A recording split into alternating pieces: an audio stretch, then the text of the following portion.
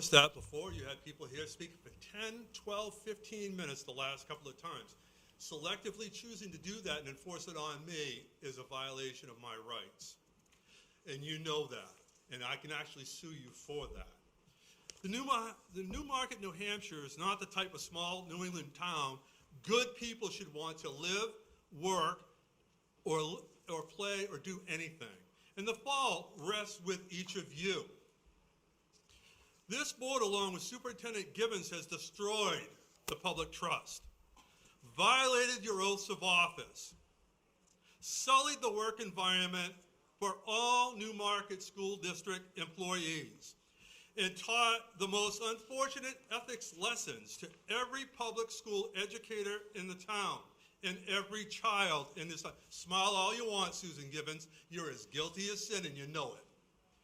You have taught Newmarket students to never take responsibility for one's own actions, to lie to courts, to lie to prosecutors.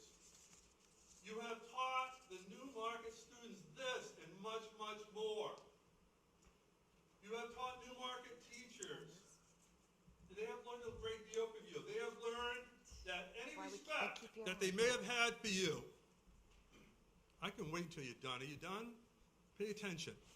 Any respect they may have had for any one of you school board members was misplaced. Misplaced. No, Newmarket is not a good place to live, work, or go to school. And it will not be until each and every one of you is removed from public office, public service, and held legally responsible for your crimes. Smile all you want, Mr. Swanson. Guess what? You had an obligation to go and see if those non-public meeting minutes that I shared with you last week, last time I was here, to see if they were sealed or not. You didn't do that. Neither did you, Mr. Haymaker, and neither did you, Heather Durant. I never expected it from the other two, but you should have done that. Do you know why? Because I accused these other people of committing a crime.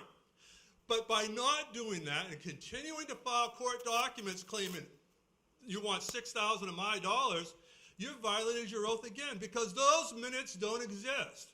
Do you know who said they exist so far? Not one person, except Barbara Lohman. You have two people who said they don't exist. The chairman of that committee, Al Zink, and the town manager. But yet you still won't go and see if they're there. I asked and they said, oh no, they're 6 years in there and they remain sealed. Do you know why they remain sealed? To cover up the crime that you are aware of. By not checking those, you have implicated Anna Davenport, Craig Thayer, Tom Jennings, Wendy Monroe. All these people are implicated in your crimes, in your cover-ups, because you know they never voted to seal those minutes, but yet you've gone to the Supreme Court of the state of New Hampshire and said, oh no, they were sealed. You lied, and you know you lied. And the same thing is true with the video I showed you. You had a moral and ethical and legal obligation to look at that video that I showed you the last time I was here and question, wait a minute, Al Zink says that I served on this committee with Kimberly Shelton, Clay Mitchell, Arlen Chafee, and Craig Dion. He says we met the 5th through the 8th of November. We ensured that the screening committee had sufficient applicants to review. I showed you that. Did you look at it again? Did you question anyone? No. Do you know why? Because she lied to the Supreme Court of the state of New Hampshire. She endorsed the lie to the state of New Hampshire. You're trying to extort money illegally. It's a crime. You can smile all you want, but you had a moral obligation, Mr. Swanson, to investigate that, and you failed to do it. Shame on you. Kimberly Shelton is the biggest criminal of all. She served on the board with Al Zink and Clay Mitchell. Tomorrow, I file immorality allegations against Clay Mitchell over at the University of New Hampshire. You want to know what I'm going to do? I'm going to go right into the president's office and I'm going to say, here's why he should be dismissed from his professorship. I'm going to do the same thing with the other two people, Craig Dion and the other person, whatever his name is. I'm going to do that with your employers because you lied, and all of this is on you. You're a criminal, you're no good, and I'm petitioning the state to have you all removed from office. You bums, you're absolutely destroyed this town of Newmarket. You have no remorse whatsoever. That's when you know you have psychotic problems. When you refuse to admit that you were wrong, and you know it, and you're trying to hide behind the lies. That's all I have to say for tonight. I'll be back every single meeting. I'm going to be at your retreat. I'm going to be everywhere you're going to be, and I'm going to shout from the highest buildings in the world that you're a bum, that you're a criminal, that you do not belong here. You don't even have the self-respect to resign, any of you. And you know you're guilty, and I filed some more documents today. You're going to prison. I'm going to be here when that man right there puts the handcuffs on you, because you're not above the law. Newmarket, these people are so bad. Okay, our first thing is presentation. Janet? No, not officially. I can close it, though. It's closed at 5:08. Jana, you can go ahead. Great, thanks.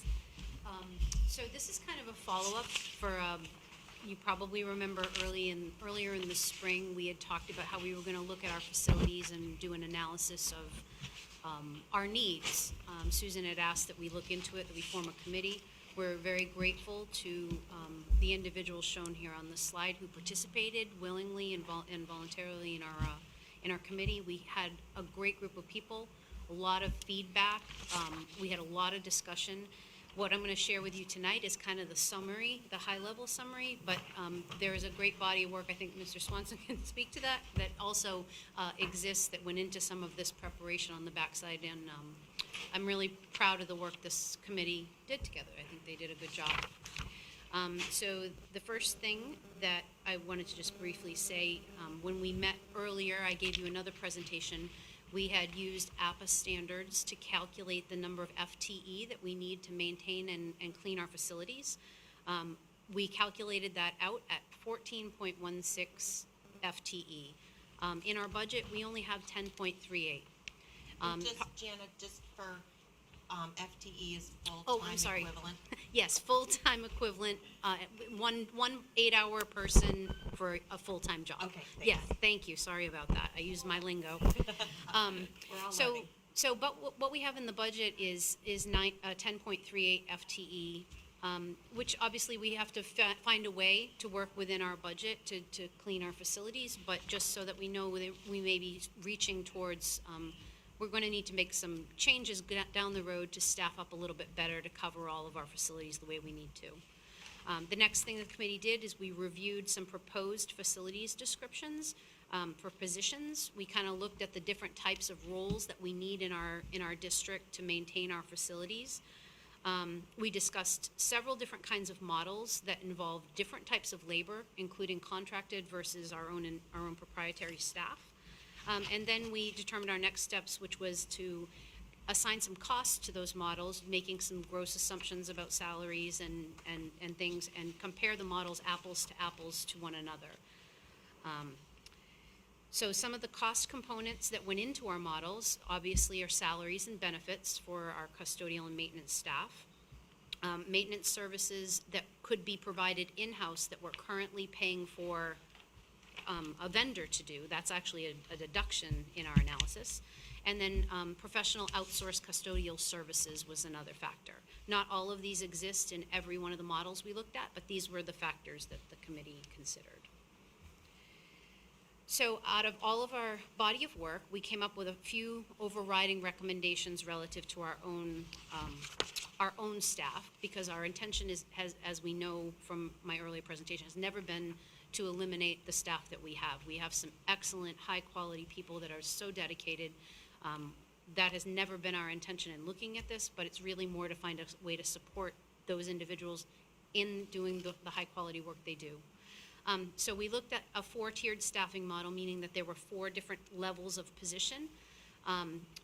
The basic one would be kind of like, a custodial that would do kind of the janitorial services, empty trash, those kind of things, going all the way up to a skilled maintenance tech who can do basic electrical, basic plumbing, those kinds of things, and tiers in between.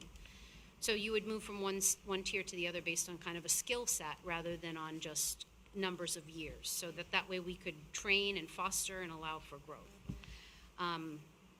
The committee, as I said, they acknowledged that not all of the models we reviewed required all 4 of the tiers, but they felt that it was important for the district to define those tiers so that if your model changes down the road, you already know some of the roles that you can fill in and move people to. And one of the other things we discussed about the tiered position model was that it does provide an opportunity and an incentive for employee growth, meaning that if an employee has a desire to become that higher skilled maintenance tech, that we could provide that training to allow them to achieve that goal. So we felt that might help with retention of our employees, and allow people kind of a pathway to excel. The next thing we looked at were salaries. So we researched the comparative salaries for many school districts around us. Some were based on geography, but a lot of them were based on districts that were roughly similar in size to ours. And we did some averages of low and high. And as you can see in the pink there, other districts, their low salaries for the custodial tranche was $15.06. Our scale last year, it was $13.11. So the high for other districts was an average of $20.28, and last year our high was $16 on the custodial scale. So given the averages all the way across, we realized that we were about $3 lower than most districts on average, and not for every position, but for many. So the committee recommended that regardless of what model is chosen, in order for us to be able to attract and retain high-quality people, the committee recommended that the salary scale be increased to allow for us to be competitive in the labor market. We looked at we started out looking at 2 models. We wound up expanding to 4 models based on some feedback committee members offered during the discussions. And ultimately, we costed out 5 models. So the first model we looked at was purely internal maintenance staff, and all of custodial staff would be outsourced. They would do the routine cleaning and things like that. The second model we looked at was to have all of our staff, custodial and maintenance, be district staff with no outsourced services. The third model was kind of a hybrid. We would have a reduced head count of our staff and supplement with deep clean services at 4 times a year to kind of bring in over a school vacation, or to bring people in to really do that deeper level of cleaning. And the fourth model we looked at was another hybrid where we reduce our internal staffing levels, but we also had on staff all the time 2 or limited, it did not have to be 2, but daily outsourced custodial services. And we'll talk a little bit about the benefits of that. So we would have two folks that were outsourced, but they were working daily in our facilities. So the first model is the internal maintenance staff and the outsourced custodial. We looked at a total of 13.63 full-time equivalent employees. That model had 4.125 internal staff members. One would be a facilities coordinator, kind of that would oversee the operations at the building level. And then we had 3.125 facilities techs, 3 who would basically, in our model, that's what we called them, but they basically would do the maintenance for us. The benefit of this model would be that we would be able to insource a lot of the maintenance that currently we send out. It would assume that all of our current facility staff would be willing to be trained to the facilities, to the maintenance role. But if some weren't, we would have to make some adjustments to allow them to remain in a different role. So some of that would be dependent on what the employees chose to do. Custodial services, both day and evening, would be outsourced in this model. And the assumption we made was that we felt we could do a 50% greater capacity for routine maintenance work by having that many maintenance technicians on staff versus our other models where we might not be able to do as much maintenance in-house and may have to pay somebody outside. And then we also priced as part of this model an optional summer floor care service because of our reduced staffing numbers, that where the outside company would come in and do all of our floor and move our furnitures over the summer.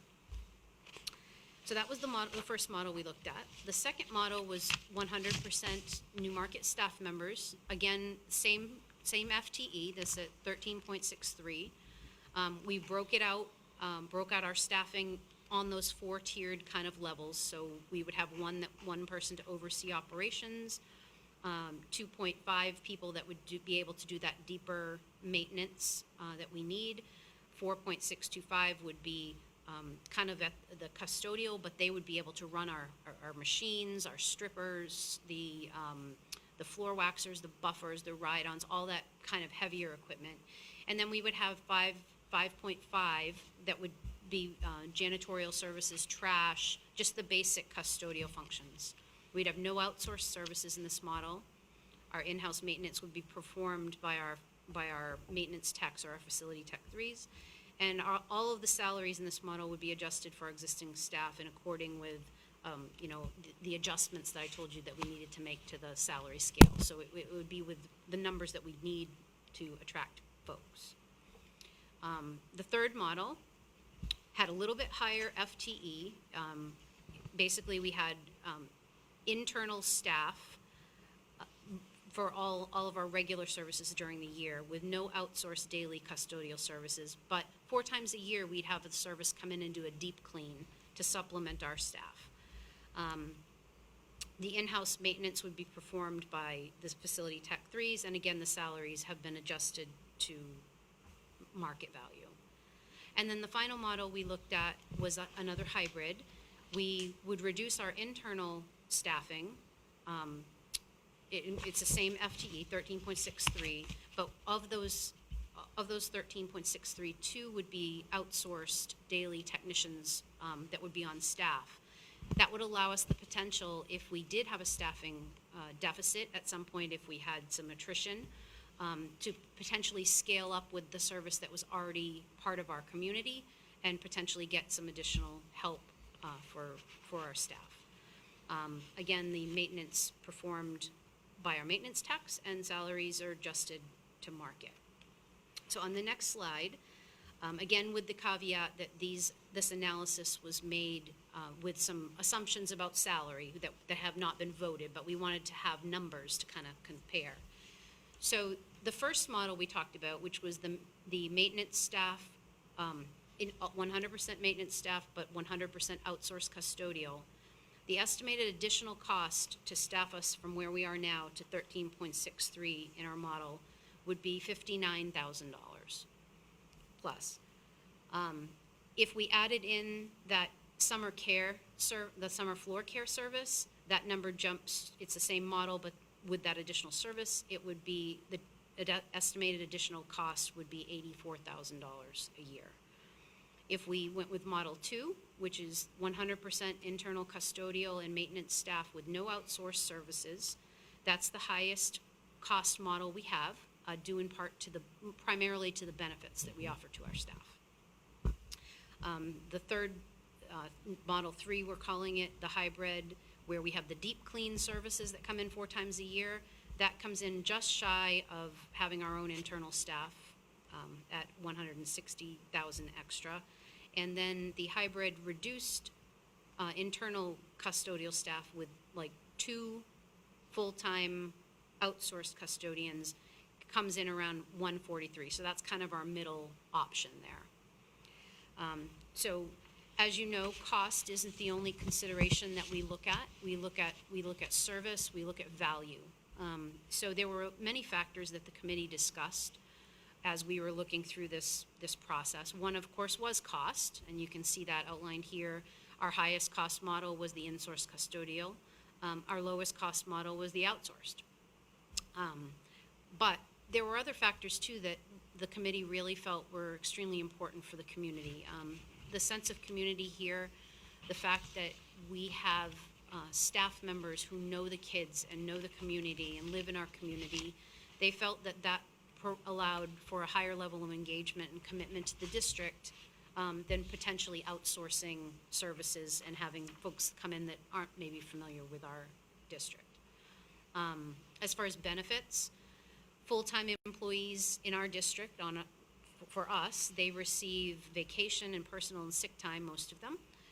And this means that overall, we pay them for the full year, but we actually receive total fewer hours because they do have that free time off. That's a cost to the district. If we wanted to get a substitute, that would be something we would have to pay for. In the outsourced model, subs would be provided at no charge, and we would have the same level of staffing as part of our contract.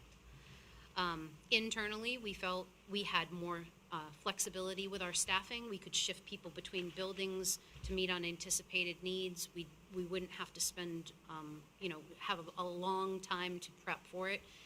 When you use an outsourced custodial service, sometimes the schedule changes take more time and require more planning. So we felt we could be a little more agile with our own staff. Finding and managing and maintaining staffing requires resource when we do it ourselves, all the hiring, all the evaluations, all of that. But there's also effort when we do use an outsourced custodial service because someone has to administer that contract and make sure that they're doing what they do. So those are some of the things we talked about relative to the labor force. We wanted to maintain a service level. Obviously, that's the best way to get to where we need to be, is to keep our labor constant. If we internally staff, we don't really have a ready source of supplemental labor in the event that we face staffing challenges. We could pull in a substitute. Whereas with the outsourced custodial, we can request additional staffing as needed, and they can make adjustments. And then finally, the level of support for the service model. While some communities, some states have more readily accepted the outsourced custodial model, in New Hampshire, based on our research, most school districts still are either working within a hybrid where they might have some outsourced services, but we couldn't find any district in the state, at least in the public sector, that fully outsourced their custodial. So that was, just a comfort level, and it's something that's new. So after we discussed all of these different things, the committee's recommendation was to start first with our hybrid model 4, which was basically to have some regular outsourced custodians that come every day so that we have a relationship with that company while we work towards staffing up to an internal model. They felt that would allow us the best coverage for the buildings, the best way to make a seamless transition to more of a primarily our staff. The committee felt that having our internal staff, although there's a higher cost, they felt that the benefits of having our own internal staff outweighed just the dollar figures. That was the recommendation. But we also talked about reevaluating the model as needed periodically to make sure that whatever we decide on still meets what we need. So that's kind of our high-level recommendation. I know that the town is also doing a similar sort of study on their side as well to kind of figure out their needs. But we did want to bring back the work and hope that it will be helpful to the committee if you look at different models down the road or as we start to plan and budget. So does anyone have any questions? I threw a lot at you there. Jen, I first want to say thank you to you and Gary and the rest of the team for this work that you're presenting us tonight. It does give us some good food for thought as we move towards budgeting as to what we might want to do in the future. Any questions? Any thoughts? Forgive me if I missed this. Can you describe what's the difference between maintenance and custodial? Yeah, that's a great question. So our custodial staff, right now, we have people that primarily focus on the custodial part. We do some light maintenance in-house, such as, hanging a bulletin board or fixing a sticky door lock or things like that. But we had budgeted in the last budget cycle for bona fide maintenance staff. Because of COVID, we never really were able to fill those positions, but the anticipation was that we'd get somebody in that would be able to do some of those deeper maintenance tasks, changing filters, checking alarms, doing some basic carpentry, some painting, doing types of things that right now we're paying outside vendors to do. So that's kind of the delineation between those two roles. So if I did like a light bulb, would that be maintenance or custodial? Yeah, custodians certainly do a lot of things like that. That's the basic stuff. But what we were aiming towards is having some people who aren't part of the usual regular cleaning team that would be able to devote more resource to doing that, because we feel that the cost benefit of having somebody on staff, we could do some of this work cheaper than by paying somebody to do it. For example, painting, you can't, with all the cleaning that they're doing, and especially during COVID this year, we couldn't do painting touch-up and things like that. We just didn't have people. So that's kind of the hope that we're going to be able to work towards bringing some of that in. We're hoping we'll see a difference in our bottom line, that we'll actually see some cost savings, maybe not in the labor, but in the fact that we're not outsourcing so many maintenance tasks. Thank you. You're welcome. So as Kim said, this is not a committee task force. This is a task force that I put together to evaluate, now that the building project was completed, to evaluate what our current needs are and then what options might be available to fill the needs that we have now. The staffing profile that you had was a pre-building project staffing profile. And now, with modern facilities and, high-tech systems that are running everything, sometimes your needs go beyond just, cleaning and emptying your trash and doing, cleaning of your cafeterias and such. So thank you very much, Janet and Minnie and Gary, for your time and effort in putting this together. The administrative team will look at this, consider it, and, take it under advisement as we're preparing the upcoming year's budget. Now that we have a better understanding of what the options are and, what our needs are, we can plan moving forward. It won't really impact us so much this year. The budget's set for this year. It's not something I don't want people to think we're taking this and we're implementing Right. this. This was just a study that I had requested to be done to inform our future decisions. So thank you very much, Jana. Job well done, again. Jana, there are a couple things under action that you might want to address if it's okay, with the board's permission. The food service write-off, the open order encumbrances, the classroom flooring, if we could do those while Sure, you're here, if that's sure. okay with the board. I'll take them in the order you have them on the agenda, Perfect. if that's all right. That's perfect. So the first, regarding the food service negative accounts, we have a proposed write-off. So throughout the year, the board has a policy that every child in the district will get a meal regardless of whether they have money on their account. So periodically, families will run a negative balance. And although we have in our policy definite steps that are taken each by the food service director to try and collect on those amounts, and a whole triage system of escalation to continue that contact with them, at times we just are unable to recoup those payments. So typically when a student has exited the district, if they've moved, if they're, another situation is if they become eligible for free or reduced lunch partway through the year, it's unlikely that they're gonna pay for a balance that happened before. So Ms. Hopi, your food service director, has gone through the student account. She keeps a careful watch on this. She does most of the collection efforts. And she went through the student accounts, and you can see there are still things that she feels are collectible that we would not be asking to write off. She feels either the student will be back next year, or there's another family member or another tie to the family that we can continue to try and collect. But there are some students who completely have graduated, left the district, and it's highly unlikely that we will recoup those funds. Our auditor's recommendation is to bring these amounts to the board so that we can get permission to write them off and take them off our active accounts. So that's what I'm doing here today. We have given you a listing of the amounts. All identifying information has been removed, Right. so there are no names here. But we are asking to write off $3,082 in food service debt. Any questions about that for Jana? So this is only fiscal year 21 account deficits. That's Well, been rolled over. truthfully, this balance, most of these, because meals were free to students, many of these balances actually were from the prior year. We Okay, so did, Fiscal year 21 we got.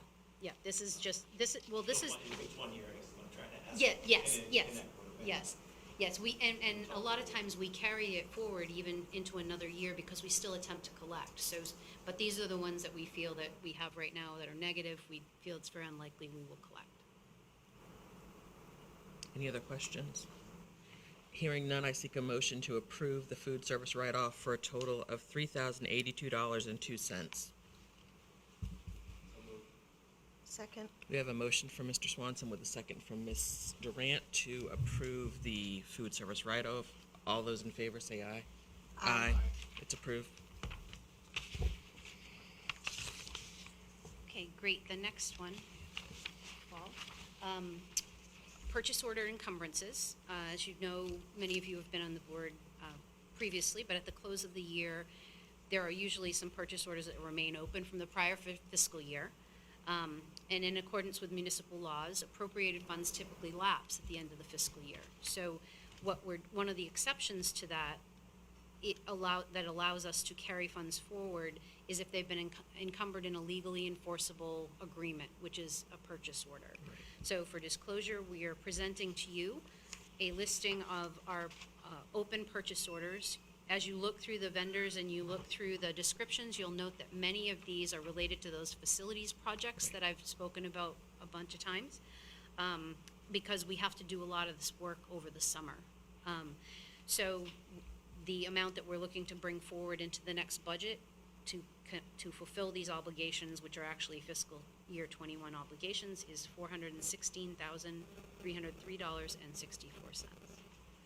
Any questions for Jen on that? So the money's been encumbered already. Yes, and in fact, when I presented my interim statements to you, Yep. these were already factored into that amount, they just haven't been closed yet.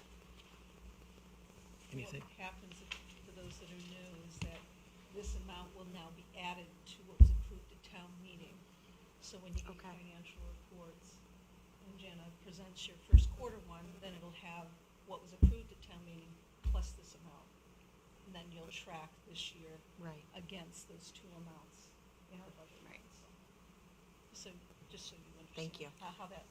And will one look other thing I wanted to mention, if, when you're voting on these, you're voting for the particular purpose herein. Right. If for some reason we do not expend that money for that purpose, we cannot spend it for anything else. It stays in the budget, and when we close out the year, you will see that there are some amounts that were rolled last year that came in under budget, and we did not actually, we're gonna be returning that to the voters as part of our fund balance. Any questions, any more questions about this? Hearing none, I seek a motion to approve the open purchase order encumbrances in the amount of $416,303.64. I'll second. We have a motion for Mr. Swanson, a second from Mr. Hemaker. Any further discussion? Hearing none, we'll move to the vote. All those in favor say aye. Aye. Aye. It's approved. Thank you. And then the final piece from the business office tonight is we have one RFP. In our last budget cycle, we had budgeted money to replace the elementary school flooring in 6 of our classrooms. So we have done the RFP process. We had one bidder, DNC Flooring from Goffstown. We have specified the kind of tile that we want. We're going to try and match the same patterns that are currently in the other classrooms. There are some blocks of color and then like a cream color around. So they came in with a bid of $45,221. We recommend that the board award the bid to DNC Flooring. Any questions about that one? Are these in the new edition? No. No, These No. are the old parts of the building. No. many When of I them are mentioned- carpeted right now. Many of the rooms are carpeted right now, and we're replacing the carpet and we're going to put down a tile. This is half of what needs to be done, so. Yeah, there was a question last year, we were doing the budget about whether we should do the 6 or do the 12. Yeah. Mm-hmm. Yeah. So this is for 6. But once this is all done, then every floor, I think. All the floors. Floors would be done. Yeah. And then we have the electrical issues we talked about Yeah. recently too, that the same sections of the old section of the building still has work that, is outstanding. But at least we're getting the floor piece, because it's a hazard for kids. I mean, if you go in, you might have, because it's in the wings where the first grade and the second grade are in, I mean, the carpet is just, it's not, Ripped. it's not productive. And it's not the easiest to clean. It's very difficult to clean. Well, as Sean Pine said, it's, 20 years of milk and cookies. Yeah, that's exactly what he said. It was a bad mental image. So I'm assuming there's no electrical in the floor. No. No. All right, hearing no more questions, I seek a motion to approve the bid for classroom flooring replacement from DNC Flooring in the amount of $45,221. We have a motion from Mr. Hemaker with a second from Mr. Swanson. Any more questions? Hearing none, we'll move to the vote. All those in favor say aye. Aye. It's approved. Jana, thank you very much Thank as you. always. Thank you very much. Thanks, Jana. The next thing on our agenda is for Susan to give us a goal review for fiscal year 21. So Susan, please take that on. Sure.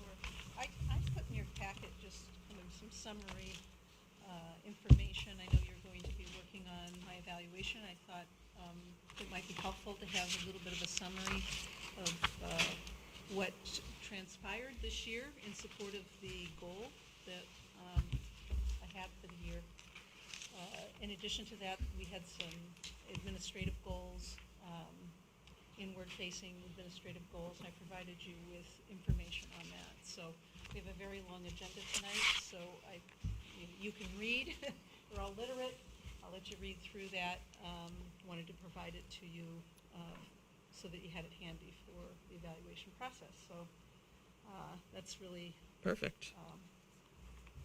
all I would share, given the number of policies. The we wanna next review thing today. is the fun policy. Andrew and Susan and I got together last week to review the board governance section of the policy, and I think Andrew can attest to, I think it was a good learning experience, and I think moving forward, it always will behoove the board to have a newer member on that committee, and along with a more seasoned one, so they can help them work through it. I think we learned a lot and got some good work done, as you guys can see.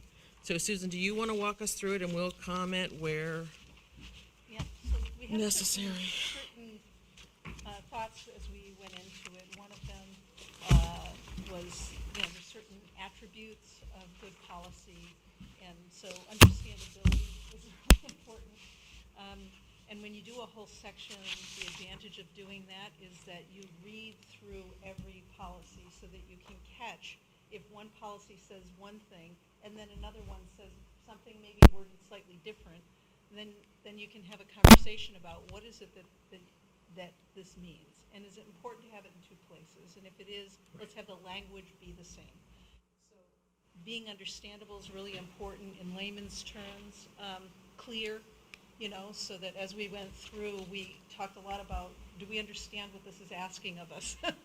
Whether it's me, because it's pointing towards me, or from a board perspective, do you understand what this is saying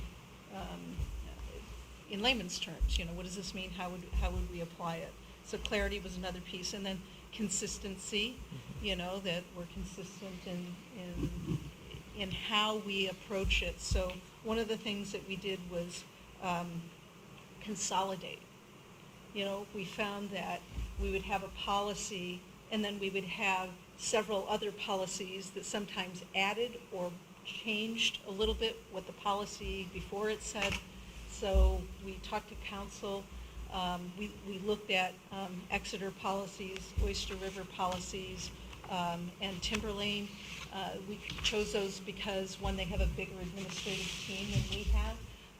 And they've had administration that's been in place for quite some time, so we felt that they would probably be a good resource for us to look at to see, you know, what's kind of the norm around this, what things did we not think about, you know, how did they structure theirs, so that for clarity and consistency. And we noticed that we had many more policies.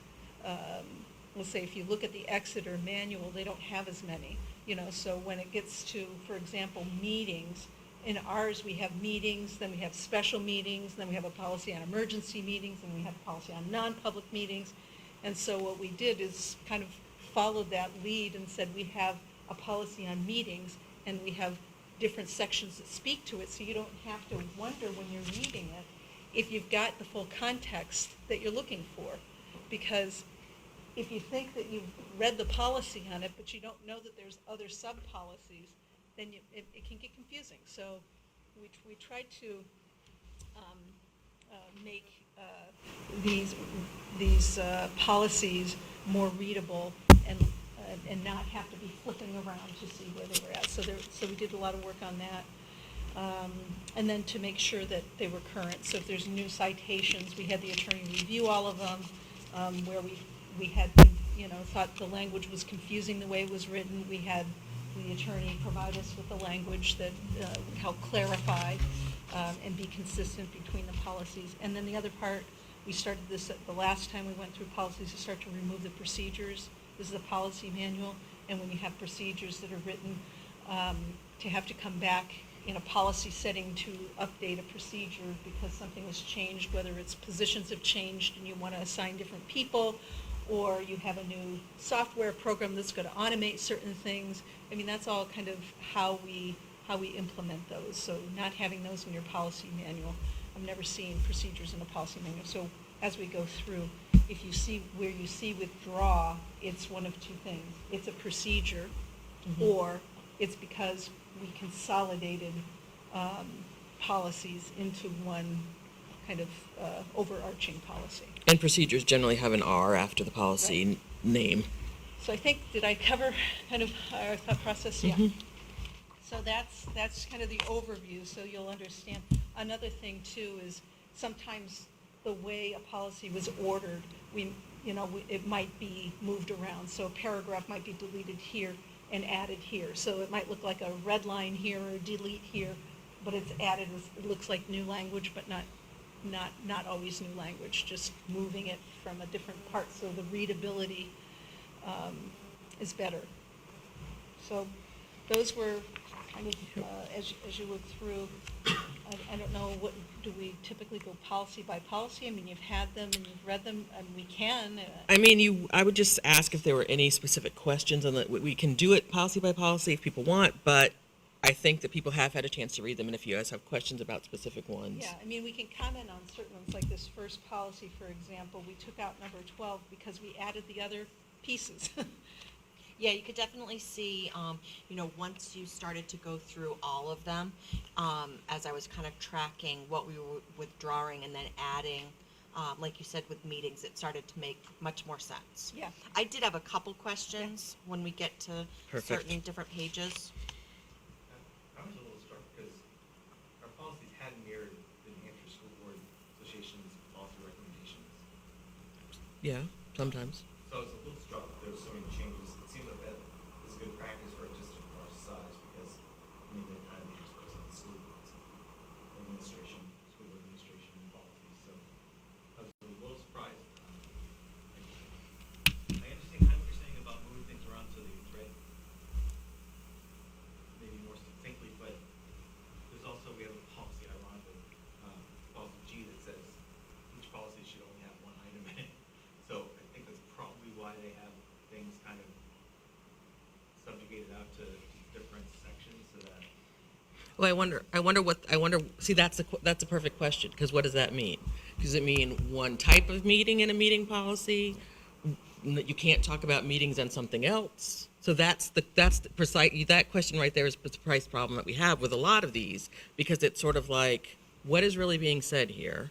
And I think with the School Boards Association, a lot of our policies, Gary, a lot of them are School Board Association, but there are other ones that are very Newmarket specific that I think came into the policy at a specific point in time based upon a specific circumstance, whatever that was, long before any of us were sitting here. So I think it depends. I didn't see much of that in this particular section. I mean, Pro- it seems it- like it might be a good idea to have, I mean, the School Board Association offers a review process for, I think it's $1,500. So it may behoove us to have them take a read through to make sure we didn't miss anything. We're not inadvertently, These were all reviewed by the attorney for that purpose, to make sure that that Yeah. was Right. the case. And not all, the other thing too is, and even the School Board Association says this, we're giving you just a blanket sure. policy here. You need to make that make sense for you locally.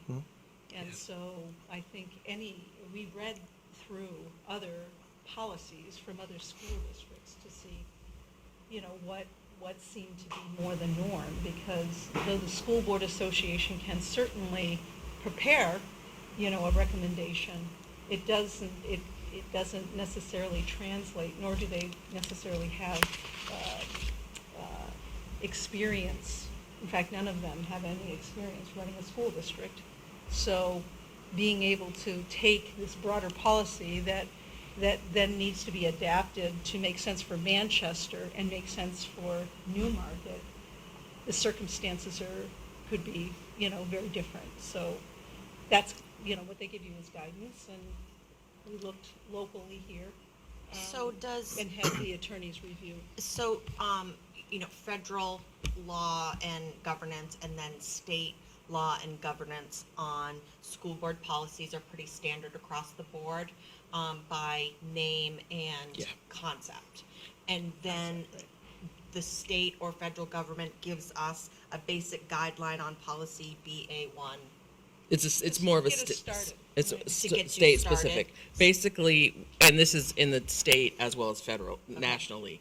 You know, like anywhere you go in a school, section B is going to be the So it's school the board same governance across the board, policy. Whatever the identified. whatever the personnel one is, I don't remember. They're Okay. they're regulated processes. There are some things that we have to have in here, the way that it's written, based upon statutory requirements, and of Sure. course we would never change anything like that.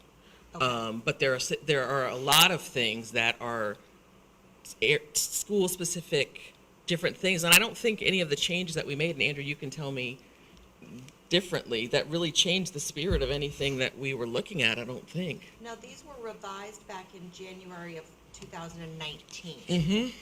Yeah, that's why I'm so surprised there's so many changes Right. since we just done it. so I think I'm- with the School Board Association, didn't they go through with you? I don't remember you and No, Elizabeth. they didn't. It was the same process with Yeah. Ingrid, Meredith, and myself. I mean, like even I will say, even when we were going through them with the meetings, like if you look at the meeting policies as they exist in this moment right now, if you look at one policy, it says one thing, and like a few pages. So if I read that and think, okay, this is what we're going to do, but then I go a couple pages in advance, and it's like, wait a minute. If I even get there, because I might think that this satisfies what I'm looking for, but if I get there, wait a minute, this is. I think there's definitely some references to other policies that should be added to make it clear what other, if you're in meetings, what special meeting, or the emergency meeting. But to me, it actually became more confused. I mean, I don't know if there's been complaints about the policies. I found them fairly clear. There's a few that I definitely was like, wait a minute, it contradicts, it seems to contradict. I get confused sometimes myself. And with so many changes too, I'm a little concerned with doing this in the summer when there may not be as much public kind of involvement in the board's activities. They're on the website right now. People know we're meeting tonight. The meeting has been posted. People have the I get that, but this time of year, people are traveling, so it just seems like this is something we might get tabled, give us all more time to review it. I would love to have the school association give their opinion to make sure that our attorney didn't miss anything, and it's always good to have extra. I mean, I know, and you know, the board can do whatever we choose to do, but I will say that when it comes to legal things, when I've talked to members, Will, who is the attorney for the School Board Association, has often said, go back and consult your own attorney on the situation. So that's one thing that I want to say. But what does the board think about this suggestion? Talk me through the revision back in 2019, just to kind I of. have no idea. Okay, so it was reviewed in 11, wasn't reviewed again until 19. Yep. Because nothing was happening with any of them for a long time. Yeah, which is crazy. And now we're looking at another revision on July of 2021. Talk me through a little bit of the committee. Maybe Andrew, you could give me a little idea of what your thoughts were when you were going through a lot of these changes. Right, so, basically the process was that we had a document very, basically this, we went through together and made comments. I forget what day it was, it was like Tuesday or Wednesday. We got through, probably about half of them, 2/3 of them. We had questions for the attorney, saved those. We came back the next day, finished up, and then the questions that we compiled over 2 days with the attorney, and then we got those questions back.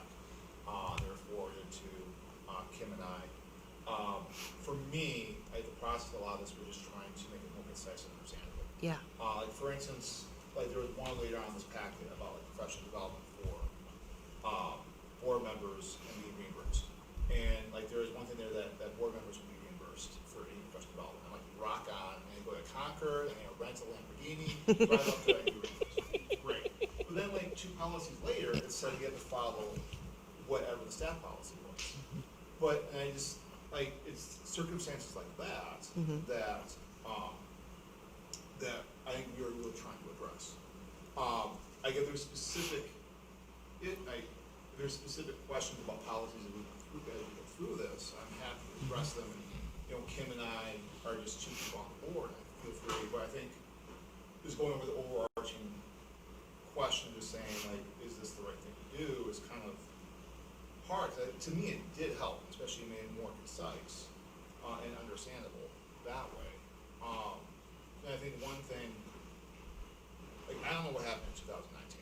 I really Right. don't. And unless there's someone that is happy that was on that committee then to talk about the process. It was me. Oh, was it you? Like, I was one of them. That was a long time ago. was, like. We were trying to sort of clean it up before Susan That was came in. before It was Susan didn't come until No, Meredith and I and June, Ingrid were right? trying to clean it up before Susan came in. Yeah, and like if I, just based on my other experience, like on other, like watching other school boards, and especially in a district that has a lot of turnover both on the board and in the administration, this is what happens. Like you just compile policies on top of policies and they start contradicting and not making sense. Yep. And to me, like that's what that 5 hours was, to try and do this, make sense for everyone, so as a board, at least we all have a set of policies that we all understand and agree to. So that's kind of. Especially this section, since it pertains to the business that we conduct together here in our meetings, regardless of what type of meeting it is. I think that's why it's important to make it as concise so that people understand what the rules are. And I think, in the future, I think it'd be a great thing to do on our first workshop together is that beforehand, everyone rehashes this section and comes together and talks about it as a group and says, hey, these are the rules that we agreed to. Because I think, like, Yep. when it comes down to it, like, we can have disagreements, but as long as we agree the general norms, we can hash out those agreements. But, like, the way the policies were before this, like, I remember we were sent these, and I was like, I know. I don't know what the, like, It was a lot. so that's why, and I totally understand Gary's situation. This is overwhelming. Like it was literally 5 hours of my life away from my family. And I understand the point about during the summer, but I don't see the public like really. Correct me if I'm wrong, but like I don't. What's been like I don't know, but I'm always err on the side of caution. So we're missing a member of the board. I mean, I'm also concerned about changing things to fix a problem that may not exist. Like, But I don't know of anyone taking a confusing. Lamborghini. Right. No, but Lamborghini to Concord. it was confusing because it did say. But that could easily be remedied by just having, subject to any conditions in this policy, you just have that number. One of the things I found confusing, when I came aboard and I printed all of these out, was that it wasn't consolidated and it wasn't streamlined, and I couldn't get one policy on something, and then a few pages later, I would find something different, and I'd be like, well, wait a minute. Back here, it tells me that, one of the things we're supposed to do when it comes to agendas is this. And then I'd move forward and it would say, well, now it does that. I appreciate the consolidation. This is just a small portion of the whole thing, so I completely appreciate the work that was put into it. And, if this makes things for us as new board members and future board members to identify our roles and the school board procedures on meetings, agendas, minutes, responsibilities, then I'm for it. I guess maybe what I need to sit with them more is to have them, Yep. with all the red and then the delete, it kind of gets like, what was, so, I can, oh gosh. Yeah, I mean, it Well, really fortunately, I don't takes- know if the colors meant anything different. Because I wrote down, I was like, okay, I stopped at page 61. And then, I had to come back and It is then go confusing through. for It's a them. lot. It was a lot to absorb. But I mean, and the thing that we have to remember is this is the first reading of these policies. There will be a second reading of the policies before they're adopted. So it's not like we're deciding on them tonight. Well, we can have 2 or more readings. 2 or more, but 2 or more readings. Well, I mean, I just think it was so many changes. If we were talking about one policy, then I'd be like, yeah. But we're talking about, I don't even know how many. Can I ask what you'd be comfortable with? Like how many? Oh, readings? No, How many policy changes? Yeah. I don't know. I mean, I have comments on all of them, most of them. So, and we certainly can go through each one if that's the board's. how does this procedure work? So the policy committee brings their recommendations for change to us, and then we vote to accept the changes. Yes. And then at a next meeting, No, don't vote to accept anything tonight. Okay. You just read them, and we read them at another meeting. And in the past, it has been, I'm not sure if people read stuff or didn't read things, but it was pretty painless. We would come to the second time, people would ask some questions, and then we would approve them. so today, we got these the other day, we've gone through, we've read them, we've started to make our notes.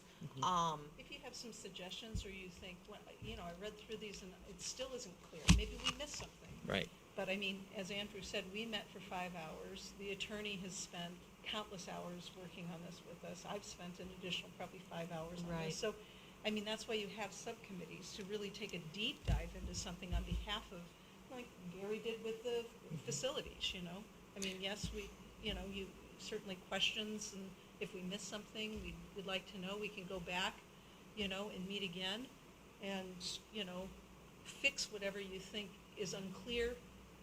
Okay. Or inconsistent, if there's an inconsistency. I mean, then we would go back and we'd say, oh, okay, good point, we'll make those adjustments, and we'll go back and we make the adjustments, and we bring them back for the second read. I mean, that's typically Okay, that's how, policy, yeah, it's typically. and that's why I'm asking. Yeah, And I think also, this is a bigger issue, I think, and I might be overanalyzing it, but really, committee work that comes in, because certain of us are going to be trusted to do certain roles within the board that are subcommittees of the board. Yes, the board will approve that work, but I think we have to believe that good faith and effort is put into the work that's been done. As Andrew said, we spent 5 hours doing it. Susan did 10. None of us would want to do anything that would jeopardize anything in the district. So, if that's a question, then we need to remove that from the table, because that's not the case at all. If we have questions, or what is the most efficient way to get those to you? I don't want to, me send 100, you send 100, you send 100. What is the best course of action for any questions and or concerns we may have with individual? Usually it would be Policies. us going through because generally there are not that many questions, but Okay. Gary said they had a question about every one, so I don't know if, Well, I don't know if Okay. it's everyone. But we can do it whatever way. I don't know. Okay. I don't have a question for everyone. And now I understand better that we're not voting to put these in as policies right now. We're just reading through it, having the dialogue, Right. and going that way. Okay. Right. Yeah, Can I actually, now, forgive me, can I just make a suggestion that, like, we just kind of Go through them. Page by page, Yeah. and Yeah. we're gonna make the assumption everyone's read them. Yep. And then if you have a question or a comment, when we get to that page, read up. Great. Okay, sounds Yeah. good. yeah, I mean, I read them, I only had a couple hours last night and a couple hours today, so I haven't fully synthesized them, to be quite frank. That's what But we tried to do Um, on behalf of the board. so the first one is BA. Any thoughts about that one? Questions? Barely read it. I need my glasses. yeah, I was surprised we removed the evaluation part, which I don't know if we've ever done, but it seems like a great idea. Evaluation of school board We proceedings. we did talk about that, Gary, as a matter of fact, and we talked about instituting a board evaluation process as a part of everything, but I don't know if that was necessary, and you guys can remind me, was necessarily a policy situation or a procedure situation, but anyway, go on. The, Oh, I see, it's procedure, not a policy. Gotcha. yeah. Because the next one is a procedure. The ones Gotcha. where the procedures Yep. there. So it doesn't exclude the board from doing it, but the board hasn't always done that. No. So that would go over into Where the would we procedures. define that? Yeah. So I mean, that, Future and if you look boards. at like the ethics, for an example, there's a whole checklist with that. And my thought, and when we get there, was that that should be done sort of the first, on the reorganizational meeting of the new board coming in. Sort of as a first step into what to expect of the board, what are expectations of me, in terms of ethical guidelines, just so it sort of sets that. And so that's one that we sort of moved around a little bit, but we'll get But as a procedure or as a policy? no, it would be a policy. There's no procedures. There should be no we procedures in here. took all the procedure pieces out, and anything that referenced the procedure piece that we were taking out. we So how does the keep it in board, policy. I mean, this is kind of a long-standing question, is how does the board then deal with procedures so that we're, like calendar, like for instance, the last board, we talked about forming a calendar so that kind of general events were clear to everybody when they would come up. Like what would that be? How does the board articulate that to future boards? You know? That's the question that, because it's like, that's a question. Does that become part of the board orientation book? That's the decision that we have. Or is those types of things. I think we need to look at that and sort of have our own policies and procedures of how the board does its work that are sort of separate. They're included in this in one respect, obviously, but also separate.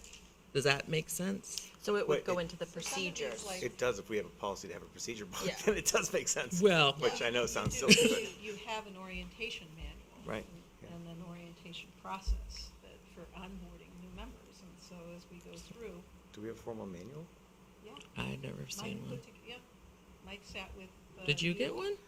It wasn't got the one from the formal New manual. I Hampshire. got an email with a bunch of attachments and recommended reading. Yes, that's what I gave. Yes. But it yes. wasn't, No, but I wouldn't have think these called are it a good points, manual. Gary. I think, and part of the problem, honestly, was when we did the evaluation, this is getting off topic, was that people were not necessarily honest with themselves about the evaluation.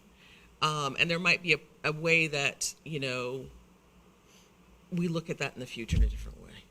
But I think your point is a good one in terms of what are the procedures and policies for the board itself that are different. Any other questions about this first one? All right, Susan, I took over. You can go ahead. I apologize. So the next one is the procedure for evaluating the board. And That's so where that- VAAR. that's- Anytime you see a dash R, that's a procedure. So that will be removed from the policy manual. Exactly, and that's the reason why it says withdraw. Makes sense. And correct me if I'm wrong, part of that is because it's easier to change the procedure if it's something from policy. Right, Yeah. Yep. but it's the how to. This is a how-to, so procedures are how-to. And the how-to may change depending on the circumstances, Right. the situation. Okay. So that's what EA-R1 is. It's withdrawn because it's a procedure.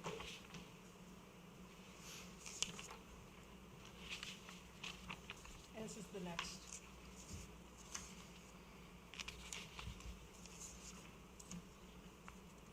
It wasn't a judgment about the content of it or the validity of it. It's just a procedure in reviewing the policy manual, so. So then BAAAA, So I did have a question. I see we removed administration. well, it was just Um, from capitalizing to small. Oh, I see. Okay. I was going to say, because I think we want to, not that a policy has any standing, but we want to protect the administration if we can, so I was surprised. But I see the case. It's just a Yep. capitalization. Never mind.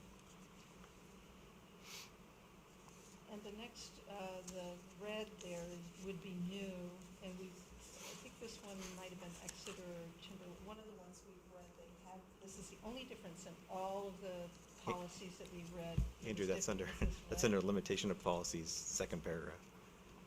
As, Yeah. yeah. I remember he's colorblind, and I have a coworker who he's colorblind, he reminds me all the time. It's shades, I have to- Actually, this is black and white anyway, so it doesn't matter. Thank you. So anyways, that was, we added that because we thought, well, that seems to make sense to put that in. Yep. It's kind of, it's pretty benign, but we thought being explicit about that was consistent with the spirit of the policy, and that was the only difference we saw in any of the policies. This was standard language in every policy that we read except for that. And then the correction of having it be, not have a capital on the A. That was the only two changes on that. Oh, no, not true. On the next page, we found this confusing. When you look at the procedure that we've had all along, you get to the exceptions. So if somebody wants to propose an exception, and you saw that at the last meeting, and, you know, we had an exception to one of your policies on school age, being able to enter kindergarten. So we followed this this process in the policy manual. But one of the things when we were reading through it, I thought was confusing, is that if you read it, it's pretty straightforward, but then when you got to C, it said, following the superintendent's investigation, the superintendent may place the request for exception on the agenda, as if it's a choice. So I thought that was Right. confusing, you know, may, you know, so we changed it to shall, so it would be clear. Yep. Again, if I'm gonna do something and I'm confused about what you're asking me to do, then we need to clarify what it is you're asking. So now it's clear that after the investigation, the superintendent will put it on the agenda for the board's consideration, which makes sense, but this is one of those examples of where it wasn't clear. So we're hoping that by making that change, that the superintendent will do this, takes any doubt about what the expectation is out. Any questions on that? Okay, BB, no change. Any questions? Okay. BAA is really not a change in that if you look at the next policy,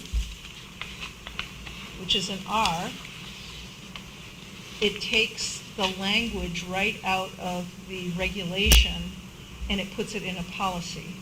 And, you know, again, when I had talked to the School Boards Association, they said that they give recommended procedures to get you started, not to be adopted, not to be part of your policy manual, but just to get you started. So, but what we thought it might be helpful if we're going to do that.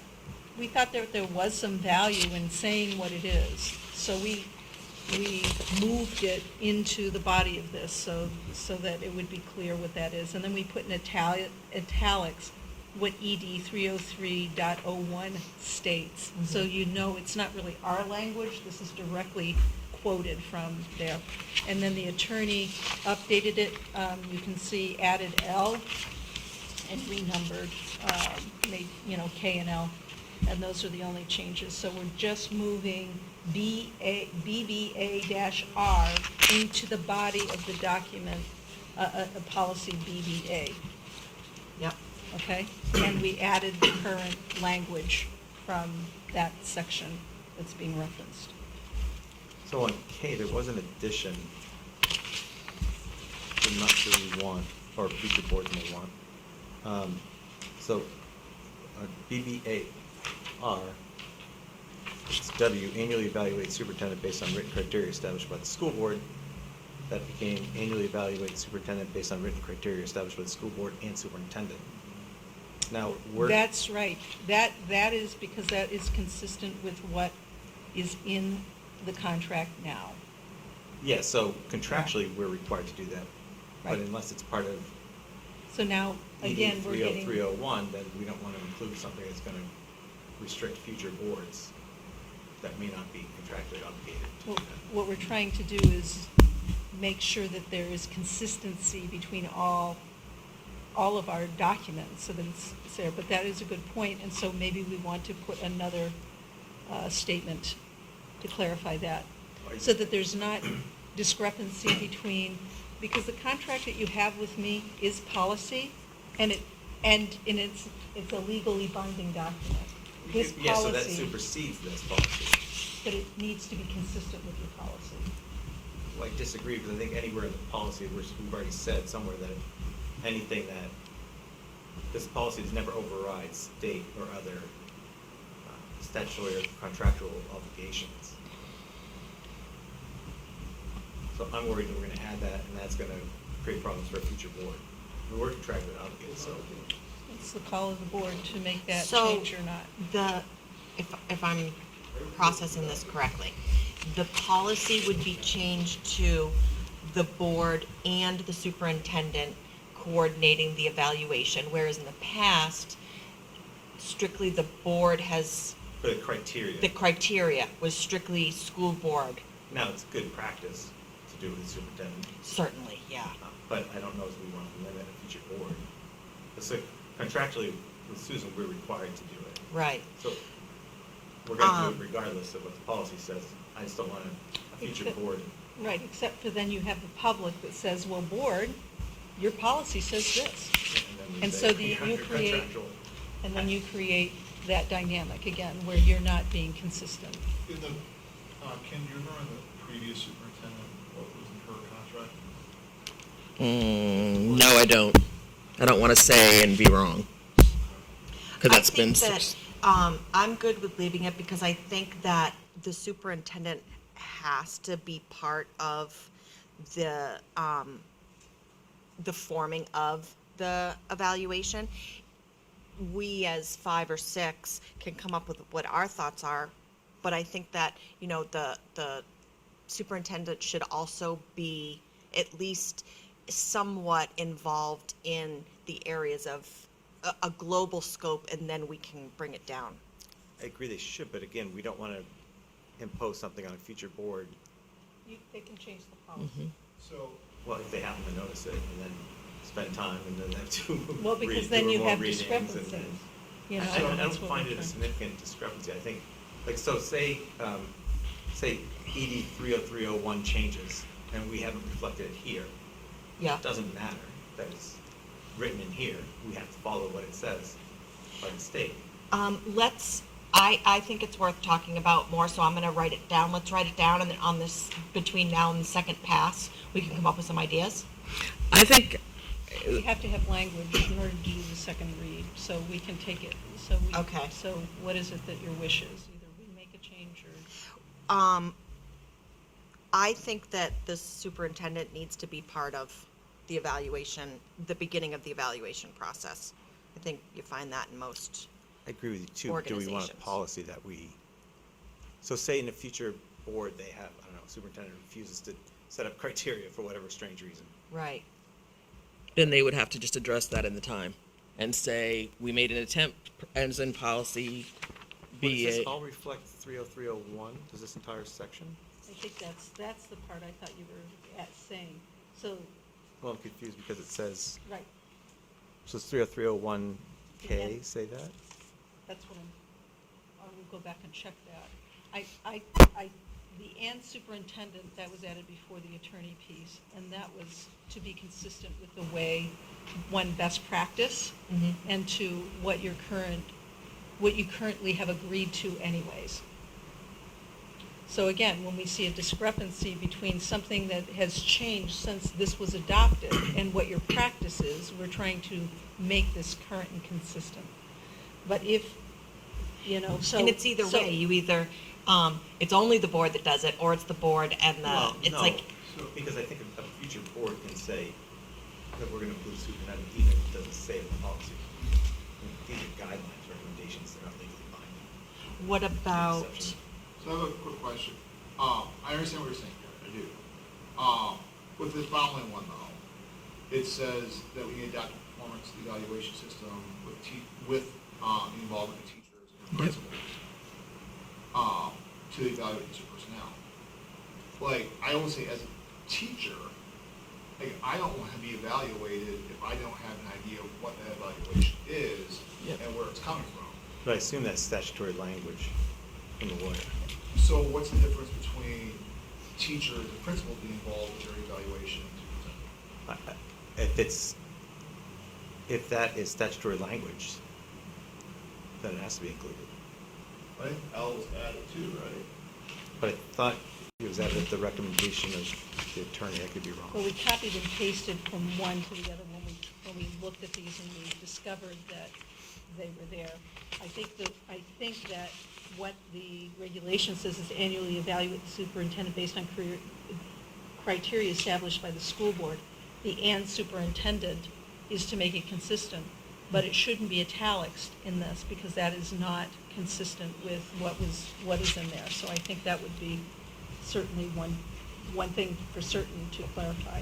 Oh, so that's going to be more confusing than if we have italics and non-italics. So italics was for everything that's 83 or 30 statutory, or is that, maybe I'm misunderstanding? Again, I will go back and ask the attorney because we tried to merge one to the other. She reviewed them, she added L. We'll have to go back and ask the question. But I think the bigger point is, do we pass policy that's inconsistent with decisions you've already made that alter what the policy would state? I would think we'd want to be consistent throughout all levels of employee. Yeah, you're right, I didn't even take into consideration, I think that the superintendent should be involved in the annual evaluation. I agree with you. I just don't want to limit a board, but yeah, that would be great if you could. I tell you, I went to the eye doctor this week, and she's like, "You're right on the line of being bifocals." And I was like, "There is no way I'm doing that. I'm only 40, and I am ruining Welcome that to it, decision right Andrew. now." Welcome Wow. to it. It's called progressive anger. Yeah, is that- Get used to it. So I will check to make sure that K reads exactly how it is in the statute. If it is not, we still, Yep. if I'm hearing, Yes. the wish of the majority of the board is to Keep it. continue to have it read as is, making whatever modification is required. Understanding what Yes. to change? Okay. Yes. And then on J, well, no, this is sexual harassment. Okay. I originally put a note about, there was a SB 28-2 suicide prevention training, but this is actually specific to harassment. So I think I'm going to say never mind. Okay. Okay, so BBAR is withdrawn for the reasons already explained. BBAA, no changes are recommended. Any questions? Okay. BBAB, the only change is just to clarify what's meant by instruments. Andrew asked, well, what does instruments mean? So we just thought we'd make some examples so that everybody's clear about what an instrument is by just saying contracts, letters, agreements, things like that. That's what's being referred to there. And that also came from language later on. Right.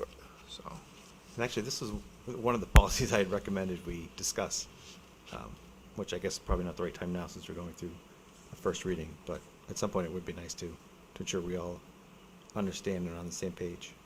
And this is identical to the other policies other than this change. Yep. Okay. BBBB, no change.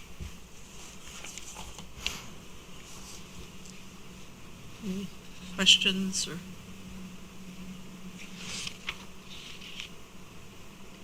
BBBC, the only change is it, in the last sentence, it previously stated district clerk, and that's when the district clerk was Penny, who was my administrative assistant, so it was in fact the way that the superintendent learned about that, but now the district clerk is not an employee of the school district. It's not my assistant anymore, so we changed that to superintendent because of that. I think it's there because of requirements surrounding the election. If you look at RSA 671-33, it talked about something about if there's an opening, the clerk shall appoint or be the moderator. So I think the reason for that is so that the clerk's aware of it and can ensure that it's on the next ballot, as And I well would as be handle. responsible for communicating that, as I would for any employee once notified.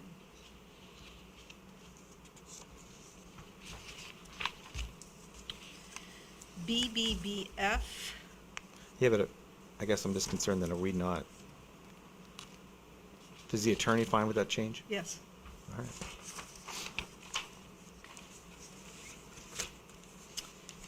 BBBF, the only change here was, the policy here said that students would attend all school board meetings, yet when you read the school board equivalent of this, it said will attend meetings regularly. So we wanted to have parallel language here, because this mandated that they be at every meeting. As But yet well they for a should. school board member, it's just attend meetings regularly. So again, this is a consistency thing, and it didn't make sense to us anyways to have the student rep be here every single meeting, when there's nothing for them to necessarily report, and they have lots of activities they're involved in. So that's the only change. Any questions or thoughts on that?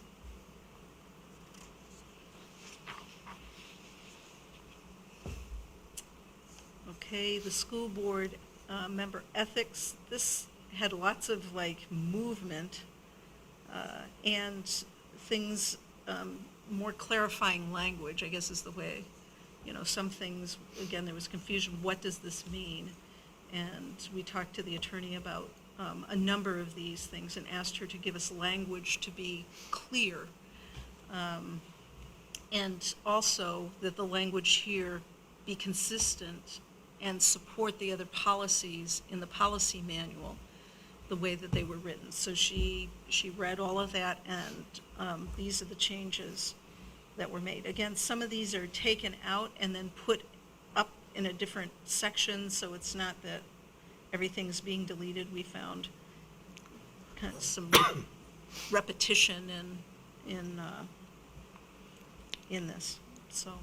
So personally, I'm a little bit concerned about some of these things stifling the free expression of communication. So for instance, number 4, the new number 4, which I think was moved up, the decorum portion. But then we remove works respectfully and encourages free expression of opinions by all board members. And then we also say, not surprise other board members or district staff with non-agenda items. I mean, I have to feel like you're talking about me, but maybe you're not. And then also the communication to other board members and the superintendent, expressions of public reaction to policies and programs. It seems like we really want to communicate between the board as much as possible, and that we're restricting this. In subsequent policies, when you look at them, it talks about if they want an exception to a policy, that in that policy, when you talk about exception, they're to communicate with the superintendent. So again, the idea here is to make sure that what we're saying in all sections is consistent. So this if isn't- somebody's reading and they want to be clear about how does work actually get done? If there's another policy in here that talks about the board can't, outside of, and we cleaned that one up too, so it would be clear, that the board can't have conversation outside of the board as a whole.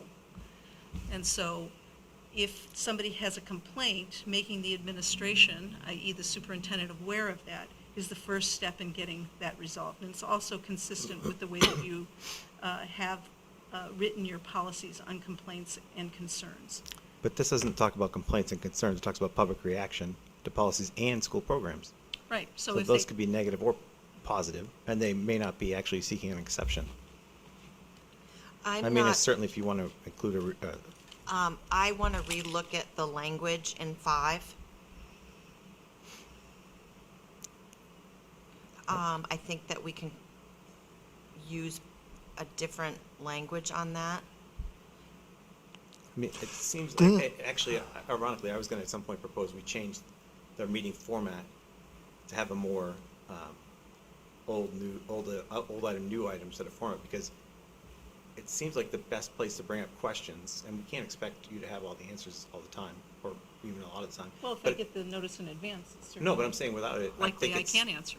Well, no, but what I'm saying, my point is, it seems like if I have a question about, I don't know, X, and I bring it up publicly and say, hey, I have a question about X, and that might get Andrew to say, oh, yeah, what about Y in relationship to X? And then that gives you a chance to go back, find the answers, and bring it back to us. I don't think anyone expects you to have all the answers off the top of your tongue, top of your head, whatever the expression is. So I was actually thinking we should have a more collaborative sort of Which communication. leads me to some of the questions in regards to the agenda and timing of items that you bring onto the agenda and all of those type of things, because I don't want to blindside you with a question, but I also am very aware of the policy of, going the channel through you if I have a question, and, kind of waiting to see if it's put on the agenda, if it's an item that needs to be addressed, if it doesn't, or if it's not an item that needs to be addressed in this meeting but could be tabled to another. So it was a learning experience on how to do that. Again, I don't want to ask questions that you don't have the answers to, because it doesn't help, it's at all. And nobody likes that in their workplace at all. So, and then following, some of the rules and policies through the New Hampshire School Board Association, I think was an education not only for myself, but for the general public, in that a lot of people don't know that you can't just email the whole entire board and expect all of us to reply. That's not the policy. It's not how it works. It's not something that you're putting into rule, or you. I mean, that's something that the state does that we have to follow. So I struggle with the frustration of having to follow a certain policy when I don't want to.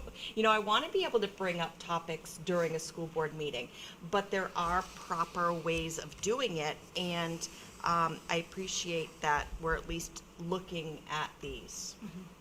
But isn't Do you the whole- have some suggested language for number 5? Or do you want to think about, or you I want want us to to think about it. reframe it? Yeah, I'm feeling The that it might. concept, but reframe? Yeah, the ethics page, I think really should take some time, and really look at it. And this is not to say that No, you oh, no. Like I said, three did not we're two do, people, yeah. But, this is what we're here for. So I'd like to put some thoughts together for policy BCA and revisit that again. It seems like, I get your point about asking someone a question, and you need to be careful of the gotcha questions. But I think there's also a way to say, for the next meeting, it would be nice if we could discuss this. Yeah. And the reason I think it should be done publicly is because, one, it lets the public know we're asking questions and are involved, and maybe questions they have. Two, it may elicit other questions from other members. Mm-hmm. I don't think anyone, in fairness, would expect Right. someone to have the information on hope top of their not. head. And to be mean, honest with God. you, if someone, superintendent, or from my workplace, if an employee Yeah. came to me and said, hey, it's been a week, I know, I don't have the answers, I'd be like, that's okay. Try to get back to us for the next meeting. I think we're all reasonable people, Yeah. And I think that comes with how we, treat each other, and how it comes with good faith. That if I'm asking a question, oh, hey, I just realized this, Susan, what about such and such? Well, it's not on the agenda. I'm like, oh, all right, well, can we put it on the agenda for next week? And if there's positive intent and I'm just trying to get some information, then can we adjust that policy? So maybe we could talk about something that isn't on the agenda. And That's is it a want versus a need? Is it what I'd like us to be able to do versus, Heather, this is the policy and this is set, mandated, and this is how it goes. All right, well, Well, and is there an issue we're trying to fix? Like, have Yeah. meetings been going to 10 o'clock because people just keep adding unnecessary things, questions to the agenda? I haven't seen I it. don't want our Can- pendulum to swing too far back, kind of keeping it in the middle. I'm sorry. Yeah, no, Can, no, go can I ask 3 questions with 5? Forgive me if I'm making this in my head. I thought we decided that we were going to separate 5. That after not surprise board members with non-agenda items, and then make not engage in personal attacks another one, and not combine them. I like that. Am I imagining that? I do not have my notes, Andrew. I thought I had them with My me, and daughter I don't. took mine I and had colored that all whole over. packet, and so I can't. I cannot Okay. properly answer that question. I Okay. mean, I don't think either are really Okay. And then needed, but my other question is with the surprise, okay? My question about if we're just gonna jump on with questions, are we gonna run into legality issues where someone's gonna say something and trip over themselves? We could. Like, that's my concern. I guess I don't follow. So for instance, like, let's say, gosh, Like, gonna ask the name of the student who got in a fight or something? no, like, so for instance, like, if I have a question about, like, randomly about like, I get an email from a parent, or a community member, and I bring it up at a meeting, okay, and then either one of us or Dr. Givens says something that's incorrect, okay, we have now commented on an email or a question. Are we beholden to the answer that's on the public during a board meeting, even though that may be incorrect? No. Good question. If I ask a question and Dr. Gibbons says, I think what we do is such and such, and then it's like, oh, goes back to the page 75 and realizes that she misspoke, and now the public thinks it's one thing, and then 2 weeks later at the next meeting we have to, and between those, day 1 and day 14, the world has exploded in town. Those are some of the things that I'm worried about as far as bringing things up that aren't on the agenda, because I want to make sure that we have the correct information. I think, but. Or it's going to be a Facebook, Yeah, you know. just to be clear, if you read through the whole section, we address this, how to get something on the agenda that's not on the agenda. So we have addressed that in the policy as well. The idea here is that, as Andrew said, a significant amount of time has been spent. Gary just spent a significant amount of time working on a task force. There's a lot of time that goes into pretty much each and every agenda item that goes on here. And so, in fairness, being able to follow the protocols, which are standard protocols, these are standard protocols, that if you have a question, you ask the superintendent. If there's an agenda item on here and you need more information, that's why you get it in advance, is for you to read it, and if there's additional information you would like before the meeting, so that we can have a productive conversation about whatever the topic is, that there's adequate time provided for us to be able to respond in a way that's helpful. So,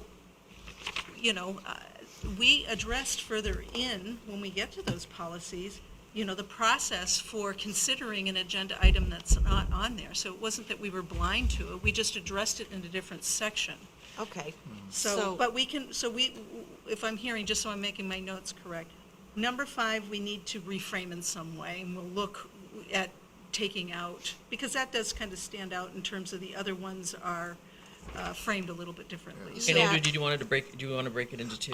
I think there's 2 different things. Yeah. Like, once I Mm. could Separate and have a reframe. question like, where did Right. Gary get that nice shirt? Like, there's a lot of difference between Right. that and then me, personal attacks. Yeah, And then my other question is, and I totally know that I'm being contradictory here. In here, there's a thing about that an agenda item could be added during a meeting by Yes, 3 votes. right. Okay, can I, so there's a, how could I bring up a non-agenda item to vote on? It's just like a few meetings ago, I don't remember, Gary brought up a couple things that we talked about, and we determined whether or not, I think it may have been spontaneous, I don't know. But let's just say I brought up or Heather brought up a topic, and then I would say, Heather's brought up this topic, we don't have the answer because it was not beforehand. Is this something we want to entertain tonight, or we want to do it on another agenda to allow people to find that would be how that was handled. But I Okay. think also letting the board chair know in advance if you want something, so it's just, say, hey, there's a couple of things I'd like to have the board consider, so again, we're effectively running a meeting, I mean, a little heads up would be helpful. Because there is definitely some planning that goes into, even tentatively, in terms of what this, I mean, obviously the agenda's there, but sort of knowing that I'm gonna need to move stuff for Jana so we don't have to have rearrangement, things like that, you get sort of into a flow. Not that it's, that I can't change or anyone can't change, but. So there is a means that if like something does come up, Yeah. we could add it to the agenda. Right. We just need to have a consensus to agree to it. Yes. Exactly, and the Okay. idea is not that every meeting you should have a whole bunch of items, because we have a process for how things get on the agenda and how to get questions answered and how to get, information for a productive conversation at the board level. So there's the standard process, but it does happen from time to time. Something might change, and then but to not follow the procedures that are established, and then to use that as a way to just, Well, then it's just gonna be answers of, I don't have that information for you, right, Heather, which and I'll have to doesn't, get back to you. But I don't that's have that okay. Doesn't That's make actually a the- good thing. Yeah. I would not- argue. Well, Yeah, maybe Sometimes. from your perspective, I don't necessarily think that process leads to productive discourse. so maybe we'll, all take a look at policy BCA again. We'll see who's gonna look at it. Yep. and Send we'll me, all yeah, put if it- you have certain framing that you want to suggest, and then I can put Okay. It's just the taking all dynamics recommendations. out of a conversation. I And don't think basically so. just- I don't think so. So I have to come to a meeting, either know 14 days in advance, or come to a meeting and say, I'd like permission to ask a question about X, Y, and Z. No, you could ask me, like all the other board members do, in advance if you have a question, and then I try to answer it. We can But- certainly, if there's something that needs to be a topic of discussion at the board level, then it goes to the board chair. There's lots of items that people are working on in order to get this board agenda together. And so to circumvent the process, it interferes with the flow of us accomplishing our business here. I disagree based on the Well, we experience of the last couple of years, but, understand that. but, I mean, so for instance, I've asked you questions and you responded to me, which is great, but then, in essence, what that does is prevents any other board member from, one, having follow-on questions, and two, having the insight of whatever your response was. Whereas if we ask things publicly, we can all talk about it and say, oh, it's a good question, why don't we find out more about that? Oh, that's probably not a big issue, why don't we not worry about that? Well, it sounds like a, No, it makes complete sense.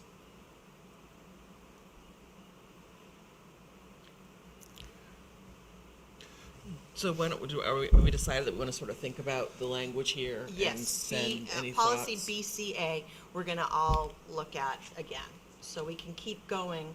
Cause obviously we're gonna come into agenda items and things like that we're gonna have discussions on. So I'd like to go to those. Okay, so for 6 then, I think we should communicate to the other board members as well as superintendent, public reactions to policies.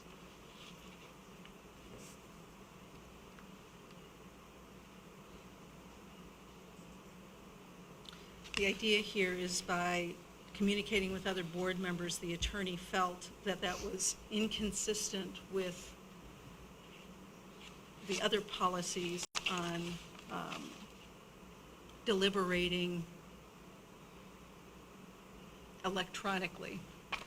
Does that And have Or to it do doesn't with say right it has to to be know? done Yes. through email, I mean, it could just be. So I can ask her again to look this over, and again, the idea here is to be consistent and in the spirit of Well, the so broader it doesn't piece, say it has so. to be in their email. I mean, it could be during a meeting. I could say, hey, by the way, I've heard from a couple people, they really love the new math program. Well, it's not a policy. And I think that does happen and would happen. Or, But you this know. is saying it shouldn't happen. what- I mean, like I said, unless I directed it only to the superintendent at a board meeting, which would be kind of an evasive way to get around it, but. I mean, if let's say the math program is being discussed, I think it happened tonight. I think things come out organically in response to, so I don't know, I guess I'm missing your. So is your concern about that one that only the superintendent would receive public reaction? That it be directed towards, But I Yeah, think, well, then how basically, about yeah. the board chair? The but I superintendent and think the board chair. also, my assumption in that regard would be, Gary, if there is some question that Andrew has for Susan that would behoove us all, then in her next superintendent report, I'm gonna trust that she's gonna say, here's something that Andrew brought up, or that was brought up by someone, here's the answer to that question. So I think Which I do. that happens. So Dr. Gibbons said add the board chair here, Yeah. right? You say, are Yeah. we? Well, is the that- problem I have with the board chair is that really the board chair is no different than any other member of the board, with the exception of additional responsibilities. But they're responding on behalf of the board, and they have authority to do those types of things. Well, I assume you wouldn't be responding to, I mean, unless I told you who the public person was. I mean, if I just heard or saw on Facebook or whatever that people were positive or negative, Well, the board chair informs me of that, so that I'm aware of it. We try to work as a collaborative team to respond to situations that, Yeah, I mean, there are situations that arise where I might see something on Facebook that is challenging, or there was a situation with a student one time that I saw, that I called the former superintendent on the weekend and said, this is this needs to be addressed. So I think it sort of goes both ways. Like, you know, I wouldn't say in a meeting, oh, I saw this thing about the student, or even so-and-so complained about something. Or, you know, I think because that in teamwork and decorum might not be the best but thing I for wonder, me to just do. to be a question for the lawyer, I wonder if I saw something on Facebook and I wrote an email to the entire board to say, FYI, do not respond because we can't have a conversation, but there was a post on Facebook concerning X. she suggested It that would you become, should not would be become doing public, that. She even said- if we don't respond to it. Yeah, she suggested, if you look at BEAB, Where? BEAB. No, I remember I seeing think it's there was- BEAB, I think it is.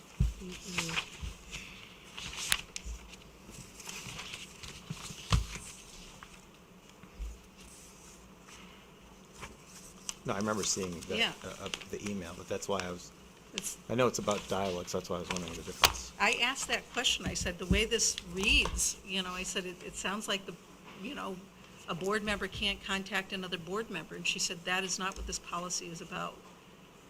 She said, this policy is about not having behind-the-scenes communication Right. as a board. Except, she said, and what was changed on that one was, if we're scheduling meetings. You could do it for the purpose of scheduling a meeting, but that other items would be directed to the board chair, or superintendent. Some items go on the agenda, some things are just things that we take care of. It just depends on the situation. Then why don't we add board chair? Right, so to communicate to the board chair and the superintendent expressions of public reaction to board policies and school programs. I think that's also consistent with what our practice has been, so. And I think also if there's something that needs to be addressed, obviously we need to be addressed maybe between the 2 weeks or whatever it is, sooner than later, if there's a situation. So I think that works. And then so for number 9, avoid being placed in a position of conflict of interest. I'm not entirely sure how you do that. So if I happen to work for a company that did a proposal to the board, You'd have to disclose it. Yep. yeah, which is fine and proper, but how do I prevent myself from being put in that position? By making it aware, and there's a policy that explains that to. If you are Conflict put of in a interest position, you policy. would notify. Yeah, but there's a separate policy for that. This says avoid doing it. But these are the ethics, and so this is kind of the summary of what board member kind of ethical responsibilities or ethical, Yeah, I guess I'm just not understanding I would do that proactively, but. Well, if you also if You wouldn't, but future boards may. Well, no, if you know that, if someone that you're related to has a landscaping company, and you know that Janice said that they're going to put out an RFP maybe for landscaping companies, I might say, my cousin has a landscaping company. I don't want to have any conflict, just in case. I don't know if they're ever going to deal with it, but that's how I could avoid it. Because I've disclosed it before it even is an issue. or as a member, you would say, I prefer not to be on that committee because. Or I won't vote on it because it's my cousin's company. Yeah, and I Sometimes- see that. Okay, I don't know. I guess I'm misunderstanding that, but that's all right. And is there a conflict of interest policy coming Yep. up in this Yes, packet? Yep. Yeah. two or three down. Yep. All right, let's find that. And then there was 14, which I thought kind of it's the same as 9. Or 9, number. Nope, 14 has to do with like our children being in the schools or things of that nature. Or was it You could 10? combine the two, though, maybe. Well, I guess personal gain, you could sort of say, but And then the other thing is, based on what we've discussed about removing items from the policies that might change. Can I just make sure I capture that one? So we're combining 14 with, Well, I mean, Kim thought it was 9? kind of a separate. I think it's sort of two I separate think things. it needs to be two separate things. okay.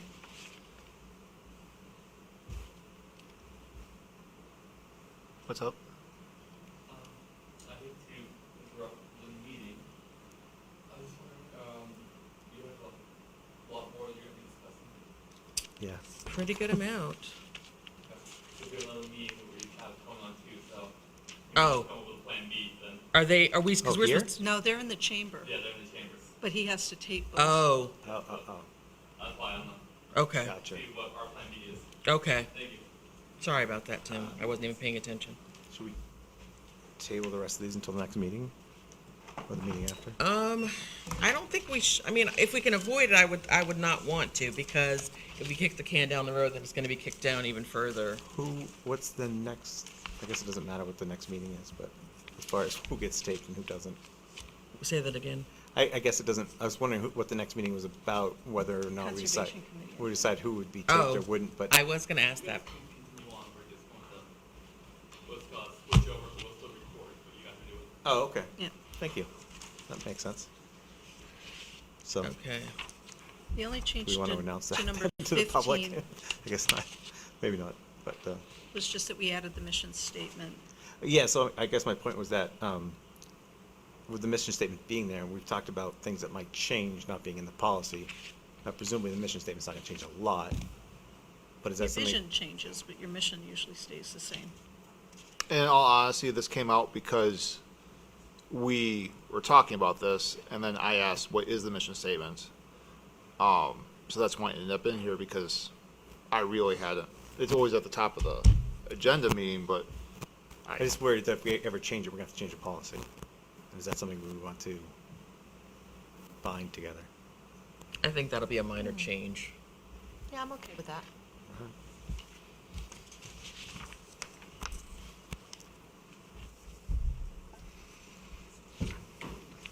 Okay, the next item is a withdrawal.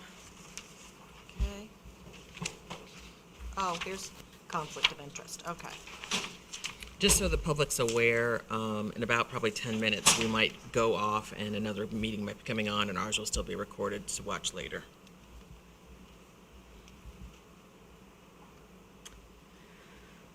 Okay, so the only change, this was recommended by the attorney,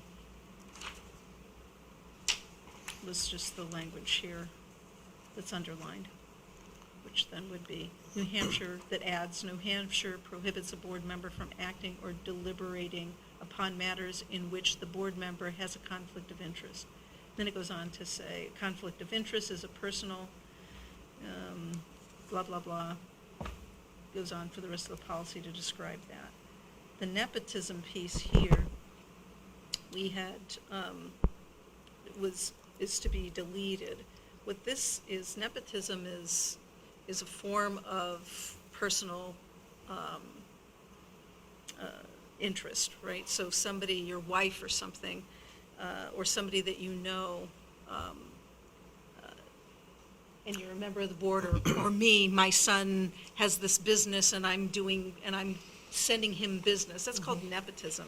And so with this language, which we thought was really odd, enables nepotism. Usually in government, you want to frown upon nepotism. So we thought that, let's say Kim's daughter was applying for a teaching position or something like that and was qualified, that she would make people aware of that procedure would be in place for how to, how to handle that. But it seemed like that was contradictory. Where would So that was the procedure be? reason why. Where would that procedure be? Because it seems like we'd want this to clarify that, we understand that nepotism is a concern, and that these particular instances, that they're not necessarily disqualified for employment in the school district. I mean, as it turned out, my wife actually started working at a school my father was a school board member on. So then he would is it- make people aware of that, and that's what we felt that this policy said. which part? The top part, the Yep. conflicts of interest? Anytime there's a potential conflict of interest. It says, and it clarifies it here, we thought that confused it, because it says, it is not the intent of this policy to prevent the district from contracting with corporations or businesses with which the board member is an employee.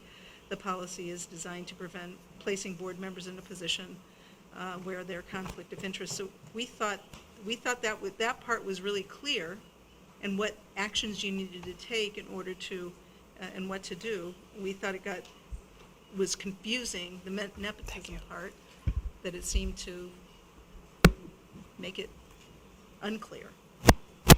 So that was why that was removed in the language.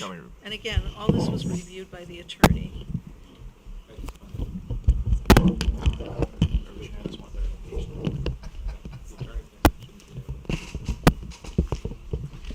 So, board officers, this one we were confused about on the secretary. We said, well, we don't have a secretary, or we're required to have a secretary. Is there an RSA that demands that? And she responded to us to say no, that you could have a secretary and define what their role was, but since we don't have that. Oh, we do have a secretary, Terry. Who? Terry Littlefield, she's our secretary. No, she's She's a a clerk. clerk. Clerk, sorry. That's not a secretary. Oh, what's this? Those are, that they'd be responsible for the board correspondence. You don't have that. Usually Kim does the correspondence for the board, or I write something for the board, but we don't actually have a secretary, so. Yeah, it was a So role. people aren't looking for who the board secretary is. We thought it was clear to take it out. And then this New Hampshire SBA note that somehow got included in the policy. It was a note about a change in 2016, so that's why that's removed. Any questions about that policy? Okay, the next one is, again, the idea here is to clarify, and we read through a couple of them. I'm not sure which, this one might have come from Exeter, or at least one of them, had this, and this was also part of a presentation when we had the School Board Association come out previously and talk about, okay, this is the board thing, this is how each piece is reflected. So the board does this, and then the superintendent does that. And we thought it provided great clarity about, how the roles are different. And so anybody reading this would have a better understanding of, what the board does versus what the superintendent does to help them better navigate, So that's kind of the biggest change on this was adding these examples, you know, to help clarify, you know. Straight from Yeah. So it's adding these examples, you know, to help clarify. And these are straight from Yeah. the New Hampshire. Well, we had, Gary knows that, we've had two since I've been here, the school board association coming out, and they do a presentation, they do this, this is what, this is, and so, Yeah, I saw that in previous. yeah, minutes. yes, did you Yeah. would have not seen that too if you did the workshops? We did, yeah, and then I also saw it, going over previous, minutes from last year and years Yes. ago.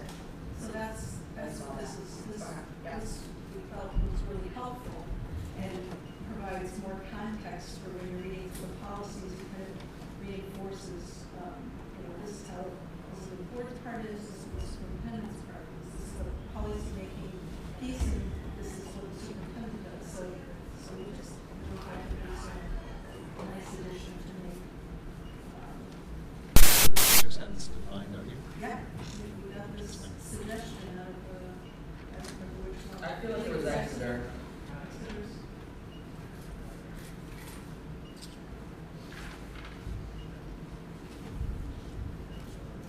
So that's what that is.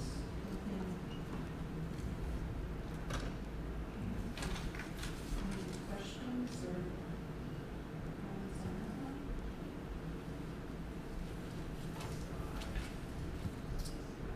Okay, the next policy, no changes.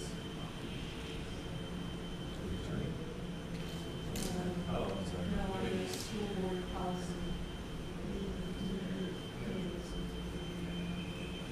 comments or questions?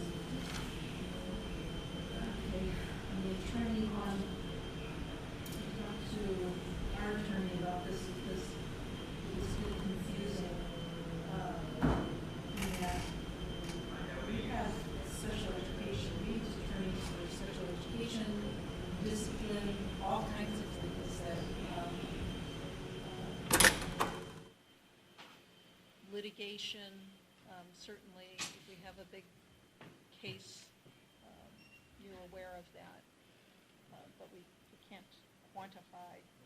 And I had asked her, I said, so how does this apply to, us? Have you seen this language before? Is this, can you help us in that regard? And she suggested deleting it, that it wasn't, something she felt was adding to it.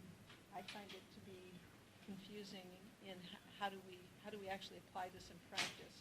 And have we applied this in practice? And near as I can tell, it has not been something that has been done.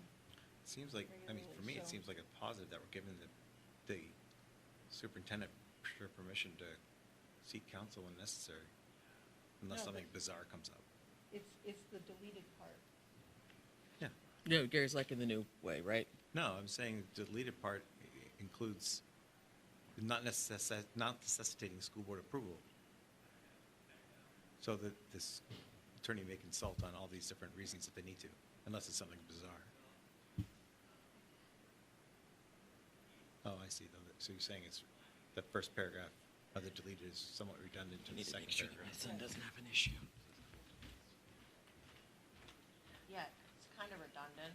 It is, so, So I think it's just clarifying when, sort of clarifying when you should seek board authorization. Not very well clarifying. well, I get board authorization in that you have a budget, and then you approve that, and then we use those resources when the situations arise.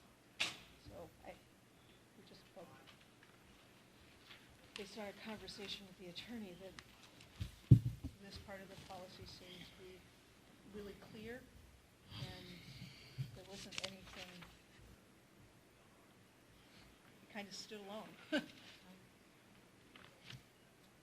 So that's that. Board meetings, some of this is moved around and consolidating.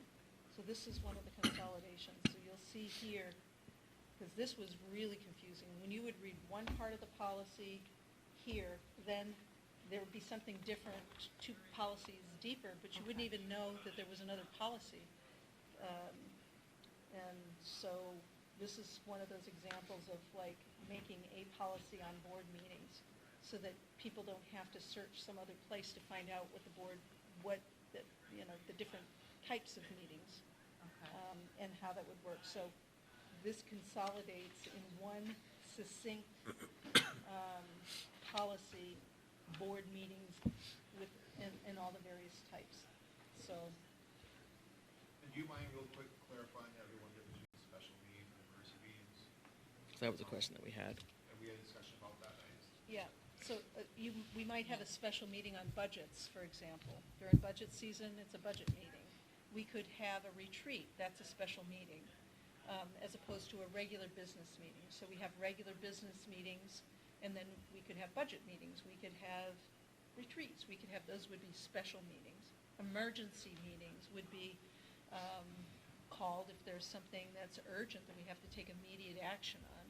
And so that's the difference between, I think the difference is one's more an urgency situation. A special meeting would be for a particular purpose. Yeah.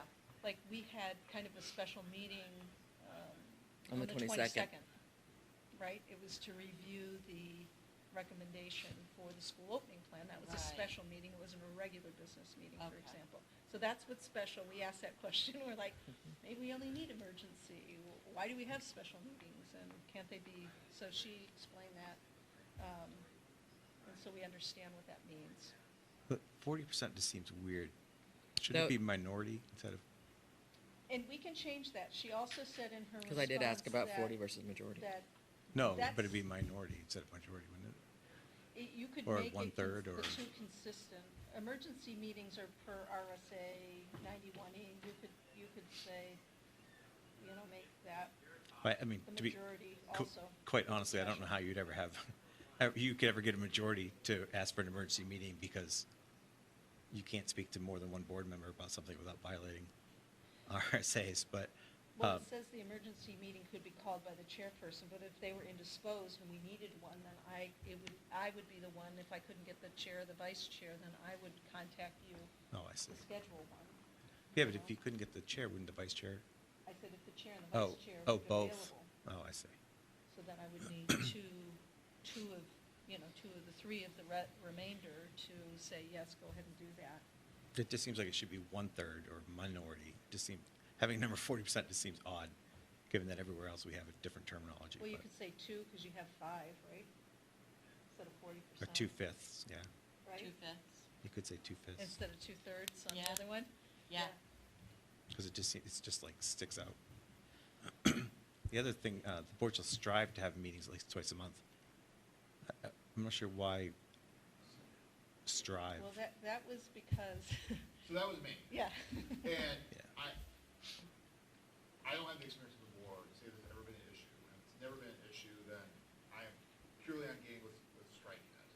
But I was thinking like when you come to like December and you have holidays and then you have like snow days and things like that. My concern is if we say we will meet twice a month, like, Hell or we'll high do water, that. right? Like, is there a possibility we're putting ourselves in a situation where a violation of our own policy? And I will say that there have been times when, not in the holidays, because usually we have more meetings for that with the budget and stuff, but when there's been a snow situation where we've had to move a meeting around. But I think we need to bear in mind that, one, these policies that we can change or override, and two, that statutorily, I think we only are required to have one meeting every 2 months. Yep. I think it's good to indicate to the public that this is our, as including the date and time, that this is our expectation. This is what we have set out. You shouldn't have to look up for every agenda each week to say, oh, what time and date's the board meeting this time? I You should think- be able to say, every third, or whatever it is, at 7 p.m., they'll have a meeting. Now, if there's an exception. I really, this is not a sword I'm gonna fall on. Like, if it bothers people, please strike it. Like, I was just thinking, like, when I write a syllabus for a class, I try and give myself a little bit of wiggle room, because if I come to a situation where I'm stuck, like, it's not a pleasant situation. that's the reason why I said try, if the bylaws do not contradict. I think it makes sense, and I think also having a little flexibility with the, saying specifically 7 p.m., anything might happen. So that's why the agendas have to be posted with the locations of the meeting and those different things. But the And problem, also because some will be budget meetings, we might have that on a Saturday. This policy, the way that it's constructed now, special meetings, emergency meetings, all of those can be at a variety of different times.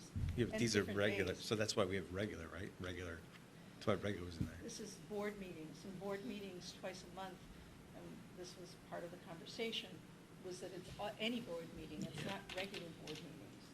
It's board meetings, so this, this 'Cause this it- is stating that we'll have at least two, we'll strive to have 2 meetings a month, but except for, July and August, which has always been. I just, through. it seemed too ambiguous to me, but like we're trying to get a way out of it. Could we do, we shall have 4 meetings, every 9 weeks? Well, has it been a problem? Like, has anyone ever called us up and said, hey, I you said you're just- gonna have a meeting every I guess I two, don't see a 2 meetings a point. month? I guess I don't see a point in having a policy if I see a situation where I'm like, oh, no, I could not, problem. I guess that's But why. I Yeah, why Well, we say should follow it. 2 times a I mean, month unless, if- with the exception of certain there are emergencies or whatever, times they that you don't haven't. have 2 a month. There are times. Well, sure, there's sometimes, but it's not, I don't know, it just seems, all right. And then, I personally, I like the part that unless otherwise deemed by board action, that regular meeting will be at this time, this date. And actually, I'm a little concerned that that might be regulatory. It is not. It is not. It's not required. I'm surprised. These are all edits from the attorney. Everything there. So then who decides what we're gonna strive to, like, We're striving to have 2 board meetings a month. yeah, but then who decides what we do have it or don't have it? Is it the board? There's never been a time that other than, there's never been another. Changing strive to plan. The board shall plan to meet at least twice a month. Okay. I like plan better than strive, no offense. No. It does sound like more- I said, I was purely coming to this perspective of. It does sound more definitive than I strive. don't wanna, Strive sounds like, yeah, we're gonna try. Right, yeah. I Plan want sounds something like a we're little gonna more do it unless solid something that gives happens. us a little bit of wiggle room. there is no try, it's either you do or don't do. Do or do not, there is no try. And then under all meetings should be open to the public? Non-meetings aren't, I mean, non-public meetings aren't, so do we need to,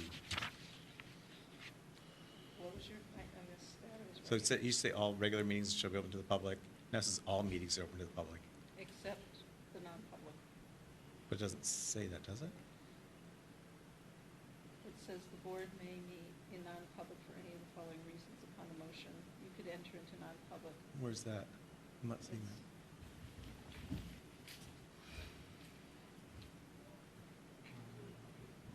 Yeah, he's fine. I'm just having my vertigo moment. Do you want to say that? No, I'll be fine. Oh, it's just, I'm moving. The world's not. Make- So should we say, I think we should explicitly say up here, all meetings so shall glad be in- open to the public. in except the pain. public. I think that would be a good idea, just so there's no confusion, and then below we identify. Okay, got it. And then it's, it used to say the board, Do you think it should be, you're suggesting that, well, I think we put it up there, then there's no need to say it elsewhere. All meetings shall be open to the public except non-public sessions? Except All during regularly non-public scheduled sessions? meetings. yeah, but I guess, Except what do you, during- I think I would still leave it where it is down below, because that defines the non-public, Should- doesn't it? wait, just- So if you just said except non-public up here and then left this, because this Yes, comes at the bottom. that's- Oh, yeah. okay. So up there, it Yeah. now would read, all meetings shall be open to the public except during non-public sessions, Mhm. right? Yeah. Okay. And then, where can I find that? There was a, oh, and then all changes need to be posted, advertised 24 in advance. Is that, it's not a legal requirement either? It was deleted? We put that under the agenda section, I think, so that we have the information there.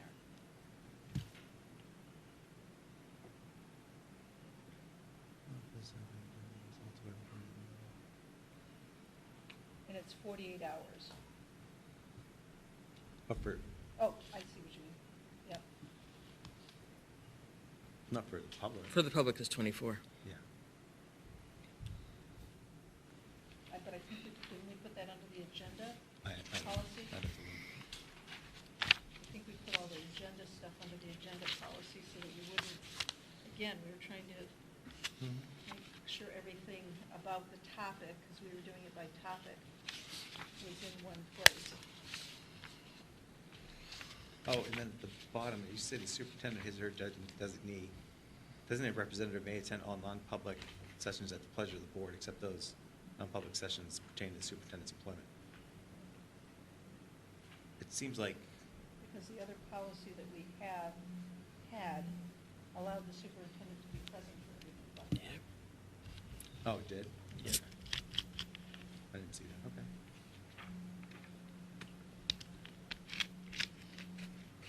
And I think on some sort of RSA, the superintendent sort of becomes the secretary of the non-public, but that's a whole other idea. So any other questions or comments on that policy? Nope. I wrote something about the quorum, but I'm presuming that's the 40%. A quorum is 3/5. Yeah, but I don't know why I would have. It was a very incomplete note. It's redundant.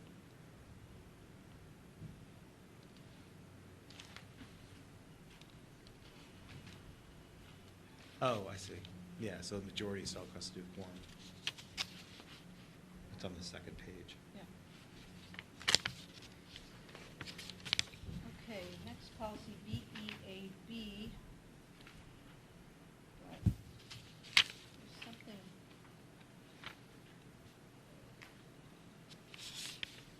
This has changes to it. This goes to the meeting one. These changes, emergency board meetings. Yeah, okay, Yep. sorry. Those are the ones withdrawn, right? Yep, Because we're consolidating all of those in that policy we just read. yep. All right. Now we're at the board agenda preparation, BEED. Am I right now? Yep. Okay. There was a question I had on this. Second paragraph, last line, the board may choose not to deal with every agenda item. I'd like to change the language in that. Wait, can you just tell me where you're at? Second paragraphs, Yep, items to be placed, last sentence. yep. The board may choose not to deal with every agenda item.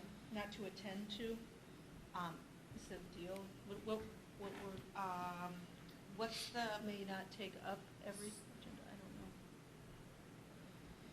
so items to be placed on the agenda shall be received to the superintendent at least 14 days prior. I want to talk about that too, unless that's an RSA or something. No, this is. It's not. That's in our Okay. policy in another place, and we just Yeah. wanted to put it consistent in both places. That's a long time. Yeah, that, Not really.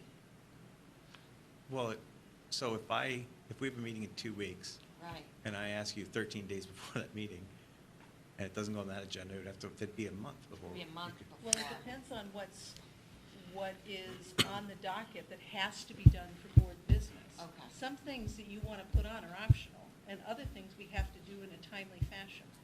And Okay, so we pace, we try to pace things, and because there's only so much work we can do and Run schools. run the schools, Right. right? And so having adequate time to be able to do it, some things, this happened this spring. We had 4 agendas queued up, and then we're starting to get asked for other things to be placed on an agenda that's already been, completed with things that were timely that needed to be taken care of. And so, sometimes we had to juggle, and we'd say, okay, well, we'll add this one here, but we can't get to it until Well, I mean, this look at us particular tonight. You know, I mean, it's 7:15 and we still have all of this and we have 7 other action items that haven't been taken Exactly. care of. And not luckily, but we do not have any discussion items other than this. because there's so many. Mhm. And so that's the But thing, to I try to feel like pace and get the work 14 done. days is an awful long time for a requirement. But I guess I need to figure out what is the difference between a question and an agenda item. Well, huge And difference. huge difference. So if I asked for a discussion to be put on the agenda versus a presentation versus an action item versus just a question Well, a question you can ask at any time. at any time. So, but if I'm asking to do a presentation, or I would like a presentation to be given, Let me give you an example. Gary Sure. asked for a presentation to be done on NEASC, okay? That took several months worth of work. So he can ask Well, for. I didn't ask for a presentation, I just asked where we were at in the process. Right, well, and again, there's work that's involved in certainly, addressing that. So- completely. So that's the issue. It's, 100%. Questions that we may want to bring up in public, so the public is aware that, this has been brought to our attention. I'd like to at least have this topic brought up. there's a variety of different ways. Okay. So when you work through the processes we have here, this happens all the time. Kim will say to me, hey, X, Y, and Z, or, Andrew says, hey, there's a question about before and after school. He says that, and then I make sure that I mention something when In your superintendent in my report. superintendent report, or when we get to a particular topic, so that I'm aware, or Kim's aware, that there's something that people need. So having that information in advance allows me and/or Kim to be able to be prepared for that and be Yeah. able to answer the question. Yeah. So that it doesn't have to be Okay, that makes necessarily, sense. And- there's a rhythm to trying to get Okay. our work done. It's not to, I'm following. it's not to slow down, it's in fact to be able to respond and So, have. big items, we want to give the administration some lead time.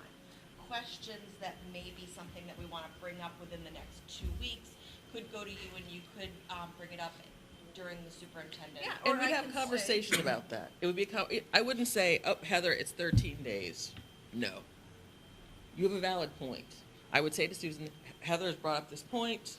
Like, in this case with Gary's stuff, I said to him, we can't talk on the next meeting because there was a full agenda. We were going to talk about it at the next one, which is what we did. So even if, yes, we have the guidelines, but I think it would be a communication, not just shutting it off. Nope, not even addressing that any further. You would understand what the rationale is, hopefully, that we would But isn't it articulate that. better to have a more reasonable time, 7 days, and then the superintendent comes and says, hey, the pandemic, haven't been able to get to this. I think we're all understanding.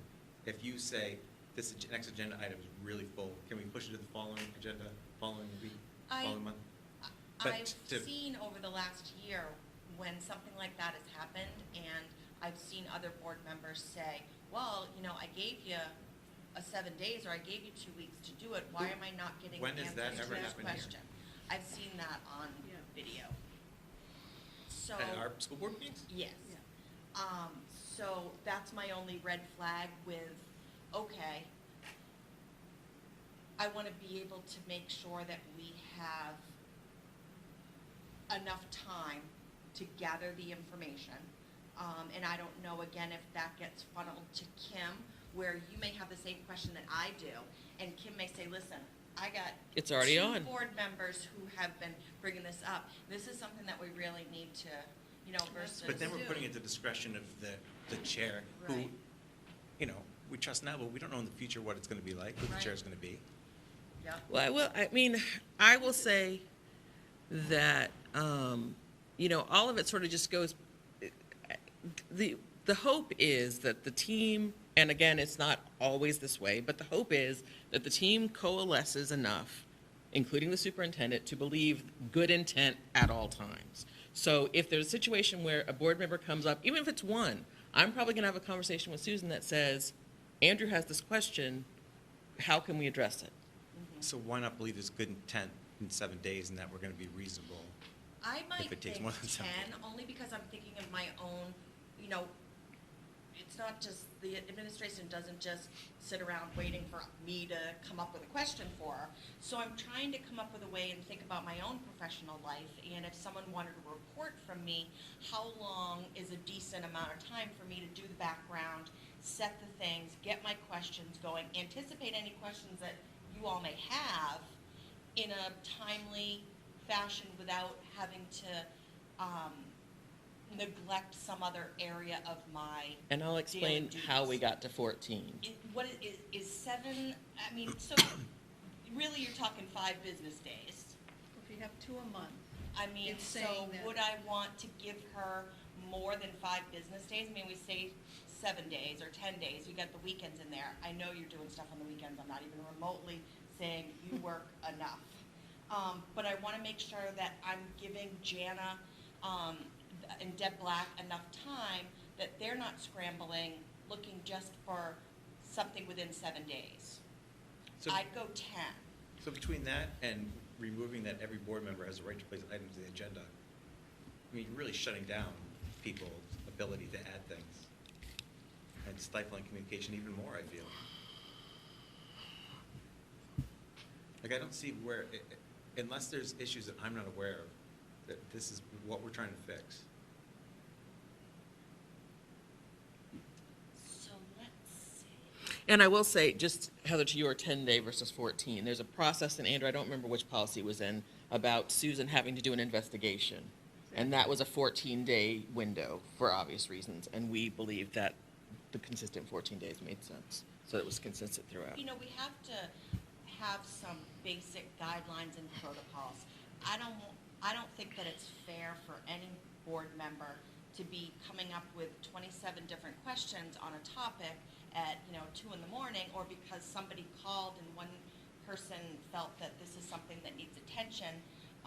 If we're seeing, I don't know if that necessarily needs to be an agenda item. I do think those type of things need to go on as a superintendent report. Right. but some things are questions, like most board members, if they have a question about something, call me. Others, don't want to work And, in that you know, way. some And members so of not the everything, public- just because somebody has a question, it translates into an agenda item. There's certain business that needs to be conducted by the board, and there's timeframes in which that needs to occur. There's also other deadlines that need to be met that have nothing to do with the board's, agenda, that also need to be met. I have had board members email me on Saturdays, on my vacations, expecting and wanting, now, it could have been done anytime, right? But, so you have 14 days to respond, and I'm getting it when I'm leaving the day before I go on vacation, or the day I've left for vacation. I mean, so I think there has to be a certain amount of if it's 14 days, rarely. Needs to be except some sort of guideline. there needs to be some clarity around it. It's not, as you said, that we're sitting here reading the paper, eating bonbons, filing our nails, waiting for additional requests to come in. I mean, there's a cycle to everything that we do. And so, let's say it's in the summertime right now. Most thankfully, I'm telling my administrators to take your vacation, because we didn't really get one last year. And so, if requests came in today, I don't know that I can get it ready. First of all, I'm not gonna be here, But I think that the 14 days is about, we're not sitting here waiting for agenda items, right? We're not sitting here waiting No. for that. We have agendas that are pretty standard, that happen at different times of year. So depending on the time of year, it could mean that we can't meet these requirements that we have. If you say in 7 days you have to, it just is not, I'm just saying from a practical standpoint, Okay. you can have that, But then what you're doing is you're putting me in a position, or whoever your superintendent is, to constantly be coming to you and saying, I can't meet a 7-day deadline. And so that then makes people feel like, well, geez, that superintendent just can't get any answers to any questions. And so it's about, what is really practical. And it's Yeah. not like it Yeah. never can be done. If we can get something on the agenda, we were able to get the policies on the agenda pretty quick. We had to do a lot of work to do that, but we knew that that was important because Gary had asked for some to be reviewed, and we started looking at, there's Well, interconnection with them. Clarification, I asked that we publicly discuss a couple of them to ensure that the entire board was on the same page of what they meant. I did not ask for them to be reviewed, and it took me several tries to get that on the agenda. Another time, I asked for something 4 times to be on the agenda, and it never happened until I cited one of our policies, and then finally sent it to the agenda. As far as emailing you on the weekend, I did that, and I specifically said, I do not want you spending time on this. I thought it was easier to email you so I'm you'd not have. talking about, you're not the only person, Gary. There are other people. Thank you, I'm aware of that, but I'm shocked if other people expected you to do work on the weekends, on the first day of vacation, required you to do Well, that, and- requested it? Well, I'm not Then going to get shame into on that in them. a public session. I'm talking in broad brushstrokes to explain Can I- the rationale So for I think having this adequate time policy to goes do on that. our list of, so we can keep going, because it's 7:30. I think this policy, BEDB, goes on our list for, I'm sorry, Cameron. No, I just hope I don't vomit. Is one that we spend more time reviewing ourselves and discuss again.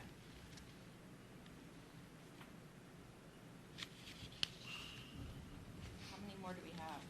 A good amount. You want to take a break from, I prefer not to. Okay. I've got, all right. I've only got 6 that I've comments in there, may not even be important.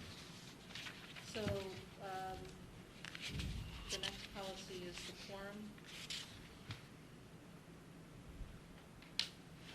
Oh, yeah, this one, so it said, basically the board, it's been revised, it used to say we deleted May. Board 2. It says may allow. So the board may allow the member to attend, It's just grammar. but it says saying the board may allow, but it used to say, the member may attend via phone, It said may attend. right? And now it says the board may allow, sounding like the board has rights. Take allow out. Board may. I mean, the idea here was to correct some. Well, it's about the board member as opposed to the board itself, right? I think the board should have control over if a board member calls in and it's loud and they're at somewhere and there's a lot of background. I don't think that board member should automatically by policy have the right to stay on electronically. I think that we as a board should make that decision to allow that or not. And also, somewhere in here it talks about how often board members are expected to attend. And if I just spend my week in Florida and attend all my meetings remotely, I can attend meetings, even though, Yeah, we may not want to allow that. So then, in theory, a board member could be, if Elizabeth wanted to come from home, we could, as a board, decide, no, we're not going to allow her to do that. I think it's trying to prevent I abuse. guess we could. Yeah, but has it happened? Has there been any instances of abuse? I'm not aware of any. Well, my question is, like, would you rather wait till you have an issue to fix it, or would you rather? Yeah, when it's something that you could restrict a member's right to attend a meeting, then yeah. If a future board member is at a bar somewhere and it's noisy and loud and they're being, we can't understand anything that they're talking about, do we have a right by our policy to cut that line? You know what I don't know is we should. We as a board can vote to adjourn. No, I don't think you would need, if you have to have a quorum present in the room if people are going to be, what it says in this policy, people are going to be coming in. So business can still occur with three or more members of the board, even if the person on the phone is off because it's too loud. Business can still occur, so there's no need to adjourn the It's meeting. not about business occurring, it's about us being able to take away someone's right to attend.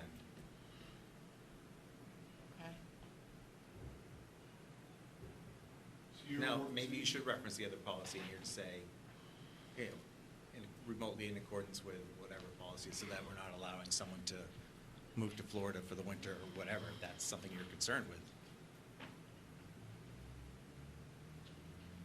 Maybe you could say, in an emergency, when it is not reasonably practical for a member to attend in person. So that addresses what Andrew's saying about not abusing that. Well, I think reasonably practical already addresses that. I mean, what constitutes an emergency, right? Well, somebody could say, it's practical for me to do it from Florida because I'm in Florida and I'm gonna be here for 3 months. It's practical for him or he or she to attend. Well, then fine, let's, Or not cite that even- other I'm policy. just- Not even Trying to Florida, offer- maybe just at home. It's more Could be at practical the for me to bar, be yeah. at home and not drive here. I would hate for a future board to I would cut too. somebody off because they decided that this person needed to do it remotely, and they're like, I don't like that guy, I don't want him to be able to vote tonight. I think We're if that's vote to gonna, not allow it. I think if that's gonna happen, it's gonna happen regardless of what the policy says. Yeah, but they could cite the policy as a reason. I mean, how, Yeah, okay, I'm completely listening to you. So I'm away and I wanna call in for my meeting, but 3 of you vote that I can't. now we're all mature adults, hopefully none of us will go to a bar and sing karaoke while trying to be in a school board meeting. But yeah, it's possible that 3 people could decide on, It's possible that 3 people could decide. because they're playing, well, we get this policy. Well, why would 3 people, Stranger things have happened. Sure. So how shall we proceed? If no one else is concerned with it, I'll obviously acquiesce, but I would just hate to put a future board in an awkward situation or allow something because we're worried about people abusing Well, the something that happened. following, there are some, requirements for this. how about you happen. say the board chair, so it's not a vote that has to be taken?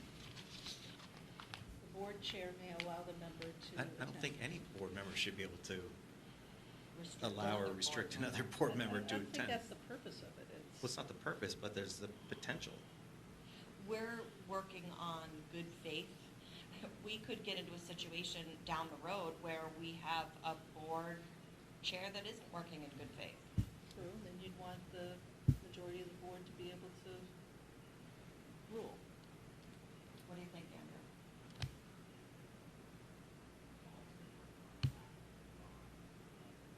So the question is whether or not 3 people should allow them not to attend. Is that what we're proposing? May, I'm- so it doesn't. I'm If saying it there's- gives the potential. I think the example is, that it's disruptive, because it can't be done electronically in those cases, so I think that's where the may comes from. In which cases?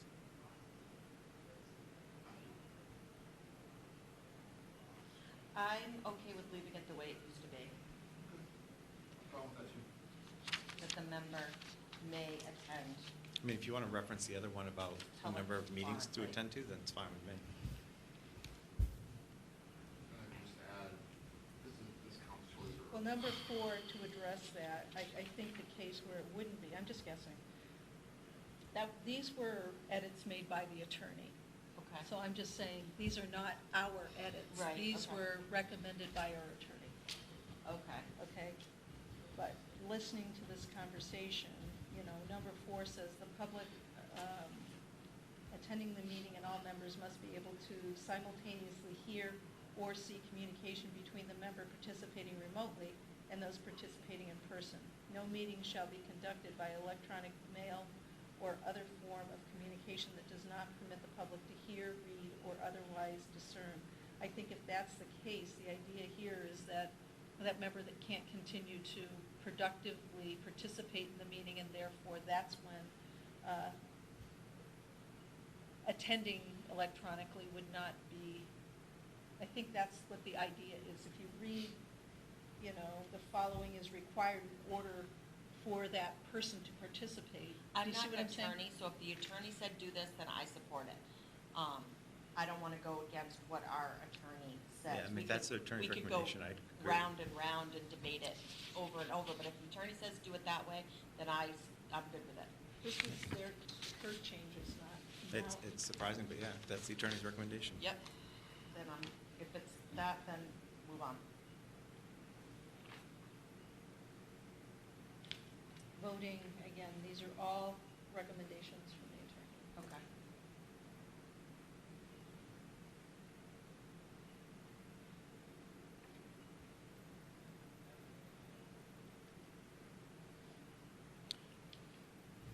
We did have a conversation about this abstention one, the way, you know, and we talked to her about it, and this is what her recommendation was, but abstentions, generally speaking in a meeting, are somebody will abstain from voting on minutes, and they abstain because they weren't present. Yep, It's not a no vote. right. And the language here said in the policy as previously stated, said that if they voted an abstention, it was an automatic no. But that's not really what abstention means. No, that's like when Andrew and I first came aboard. I misquoted this policy because I had never heard of it. We abstained from voting because You we should weren't have. I part don't of know the where that minutes. came from. It- It's a little odd, but then I also can understand that it's maybe to kind of encourage people to vote who might like come to meetings and sit on their hands, but I'm fine with. This is her recommendation anyway, so when we read it, we said, why would abstention be a Yeah. no? Because abstention isn't Yep. really, it's abstaining from voting. Anyway, so, just Uh-oh. wanted to Apparently we're make attending note that of meeting that. as well. Okay. So, all right, minutes, no changes. Except deleting one legal reference, again, the attorney. Which one, Remove BEDGR? um, Oh, no, BEDG. Right. R is, She just recommended that we take out the legal references disclaimer. okay. This next one was a recommendation,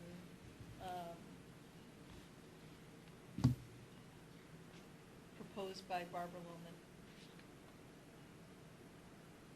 And this is the one R that I think we kept for that reason. Okay.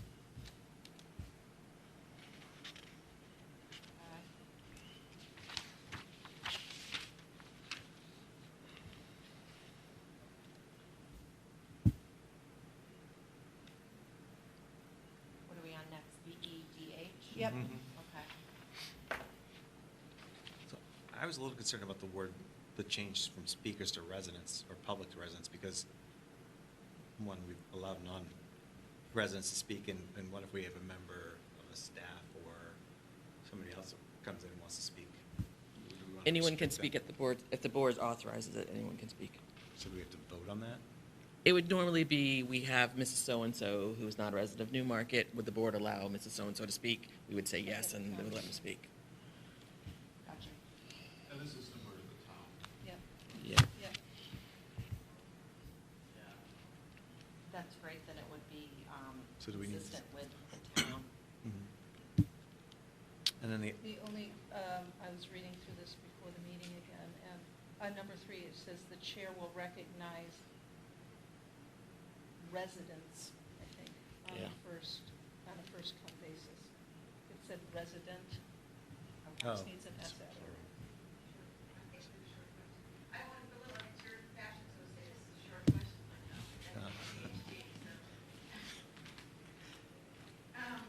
Because we're part of another meeting. And then, I mean, personally, I would be comfortable letting members of the public, excuse me, residents speak about any item on the agenda or not. We've been very inconsistent about that, and to me, we don't want to, again, limit communication. It can be with the- allowed, again, all those, the policy includes provisions for all of that. But And the- this, too, just to put point out about the 14 days. This has been the policy about getting things on the agenda. I see it, It yeah. has been that, and we said calendar days to be clear, so people didn't think it was, weekdays. So that's why we just repeated this in the prior one, so that there was consistency between the Okay. two. So it's not a change in policy, it's, again, making the policies consistent, read consistently. We're gonna, talk a little bit about that Yeah. more.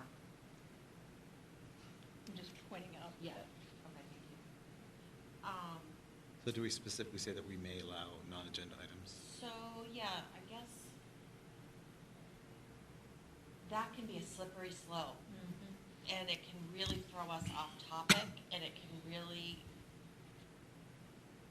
Well, we're talking 15 minutes, right? Well, the thing is that the board meeting is not a public. it's not a public meeting, Public it's a hearing. meeting in Occurring in public. public. It's to Business conduct the meeting business of occurring in the public. board. It's a business meeting that the public can watch. If you have a special meeting, not a particular topic, then you may want to. And in that Get case, as it much as says, possible. it says that, that you can do that. You can, at the beginning of the meeting, the board may Like an open allow a town longer period of forum. time for that. Right. You can ask people to speak on behalf of the topic, the board can ask that, that doesn't Yeah. have to be a public comment. Jan is not a resident, she's doing a presentation. If we are doing a presentation administratively, that's not public comment. You see what I'm saying? So Yeah. it's not that only residents can speak here, it's during public comment, Right. on what's on the agenda. And to me, public comment should be an important opportunity for staff, residents, whoever, come, and if they Yeah. have concerns, make us aware of them. But there's a procedure in place for how people who have questions or complaints, a process for that already. And the process isn't just coming to in a mob fashion to come to a board meeting and to offer their views on anything that they want to. I think that is one of the things that, can be great. Not in a mob fashion, obviously, I mean, we've seen, that's not great. But I tend to not want to limit, anyone that wants to come and speak. On what's on the agenda. Ideally, yeah. If it went off some topic, it's a slippery slope though, I just keep coming back and saying, if we have 10 things on the agenda and then we have 10 speakers on those things and then 5 more speakers are talking about something else, is that going to, Well, we provide a maximum of 15 minutes to hear from residents. But if people are here to talk on the agenda and other people are just here to talk about whatever, then how is that? Just a couple things, and I can only speak to meetings that I have run. I've never told someone they couldn't speak, and I've never cut it off at 15 minutes. Nor do I think we should. But no, it never has happened. I Yeah, mean, can't it imagine never it has would. happened. unless it got, There have been some times Foul. where people have wanted to speak, where there's been a question about agenda item but I know myself, there has never been a time that I have ever said to anyone, you can't talk. But to Jeffrey Clay's point tonight, he's 100% right. You can't willy-nilly decide whether you're Right. going to implement your policy or not. Right. Which we have. Which you have. Which I did, I mean, I shouldn't even have said it, it was stupid on my part. But, no, but No, not at all. we're But reviewing that the is the- policy now. We No, can not at all. implement And we're- No, but I was like, we have it's good it's on the intent. agenda. No, it was a good So this- warning, but notice that Yeah. this is, So this was already in the policy, right? It This hasn't is the been changed. policy, yeah. This is, Did this come from the school board association? which policy are we on now? I'm sorry. The, Public participation. Yeah, BEDA. This was, we had conversation with Steve and Tony Yeah. about their policy and our policy around some of the specific circumstances that we have faced here in Newmarket that has disrupted the business of the boards. So we are being, And from what they told us, if I'm reading it correctly, their policy is more stringent than even this is. So, I mean, And do like, they enforce it? the speaking to the Yeah. agenda. They seem, yeah, they did. the Yeah, speaking to the agenda speaking of the agenda, non-residents, I mean, it seemed very much more enforceable than ours was, I guess I'm sorry. because I was surprised to hear it. The, in policy before we met last week said, people had to speak to the agenda. Mhm. That already existed. Yep, that's it did. always existed. Yeah, so the question is whether or not you want to change it or not. Well, we haven't been enforcing it, No, it has not been. Yeah. so, yeah. But after review, Yeah. it's kind of like a reset, because there has been nights that we've been here. Yep. And I'm, and we've had people here, nothing on the agenda, just mob style, no topic on the agenda, person after person after person after person, and I guess I wouldn't describe it as mob, and to me, it's an important you outlet. weren't on the board at the time, so. Oh, okay, I'm sorry, I thought you were talking about the previous meeting we had, Mm-mm. where there was a fair number of people. I'm not talking about that.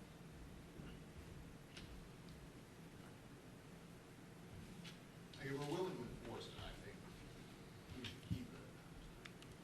And then we had that discussion last week, not. I'm not ready to change the policy yet. I gotta think about it more. I'd be inclined to start with more leniency and then revise the policy if we need to, if we find out. I mean, it seems like we haven't been enforcing it, and it hasn't gotten out of control recently, since I've been on the board anyways. So, I think more recently, there's been non-residents.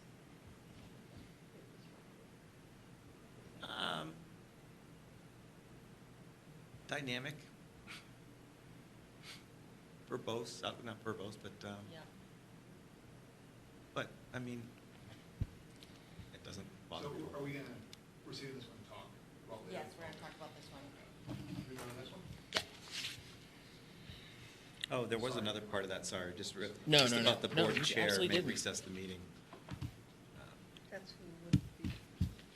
Well, yeah, but it's a recess at does recess imply that it's temporarily recessed? Yes. Okay, Adjourn would be permanently in the meeting. permanently recessed. Mm-hmm, yeah. And I must apologize to everyone, I am feeling like poop, so if I have a weird look on my face, I apologize. Do you wanna walk a bit? No, no, I'm good. We're almost done. Yep. All right, so the next one's withdraw. This was recommended, we talked to her about this with all the other changes in the policy. She said she recommended that we withdraw this one because this has been addressed previously, so. Okay. This next one is a consolidation of the many policies that were around Policy. board policy process, adoption, dissemination, and review. It's all one process, and yet it was broken up into multiple policies. Okay. And then there was inconsistencies between how the subsections that were written and the first policy, that was supposed to be the, I guess, grounding policy. So we asked her to take those sections and then combine all these BGs Okay. into one, and then to streamline it, so it was then clear, and you're not repeating things, so there was consistency. So that's what she did. So these were her suggestions for how to put all those policy development pieces in place. And then the ones that follow, that say withdraw, are because they've been incorporated into this one. Andrew, anything? If it helps expedite, I don't think I have any more. I think it's important that we go through all of them, That's fine. if anybody else has questions. Yeah. Well, I certainly wasn't implying we should. Any questions So- about the policy? Nope.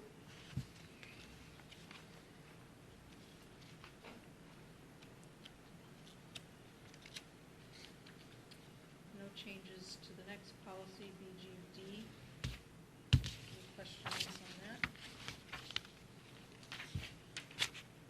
Next one's withdrawn because it's incorporated into the body of the summary policy. In BGF.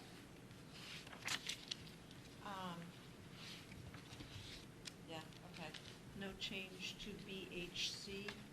So BHC just, the board employee communication, all communications to the board from principals, supervisors, teachers, or other employees go through the superintendent. Correct. Board communication to staff, any official communication or employee interest concerns are communicated to the employee through the superintendent. Correct.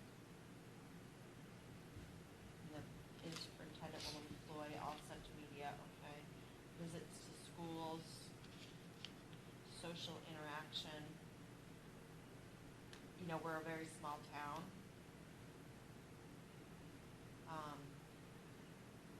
This is something that obviously we wanna be aware of. We're a very small town, and, we all know each other outside of this room, and we know a lot of the teachers as well as administrators, so, doesn't seem to be anything that I think needs to be changed. Yep.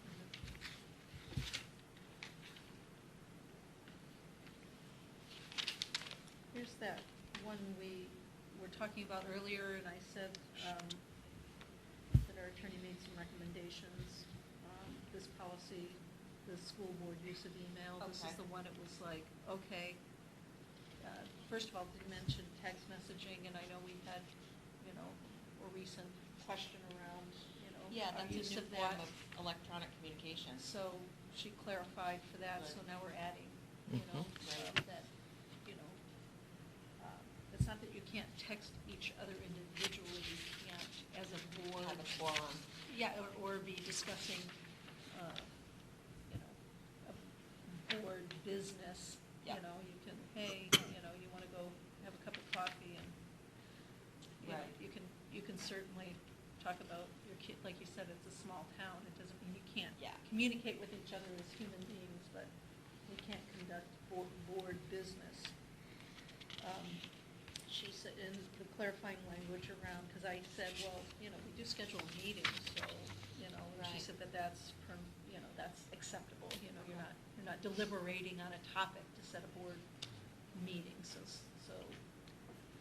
can, you know, send you guys a note, because can you meet on Tuesday? That's not, Right. that's permissible, it's Okay. not deliberating on a Right. board matter. And that you can communicate with me individually. Okay.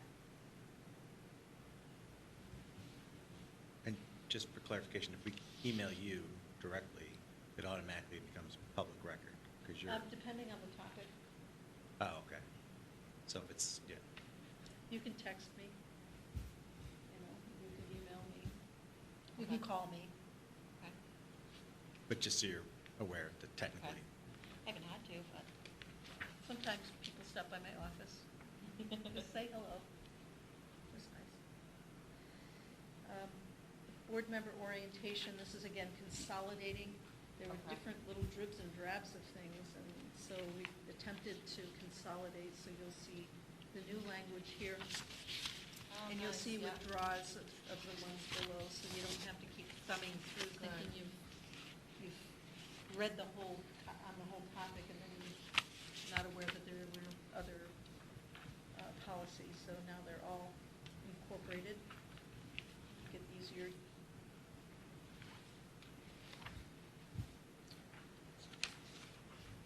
And then no change to the reimbursement of expenses.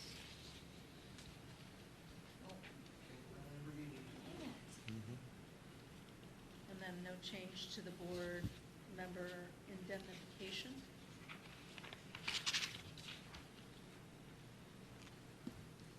And no change to the school board membership policy.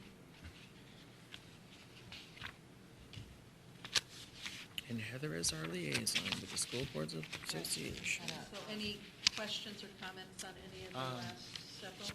Yeah, I just noticed on BK, we need to add a revised, or reviewed, excuse me, Yep. 2021. Oh, yeah, add On which one? 2021. BK, just BK.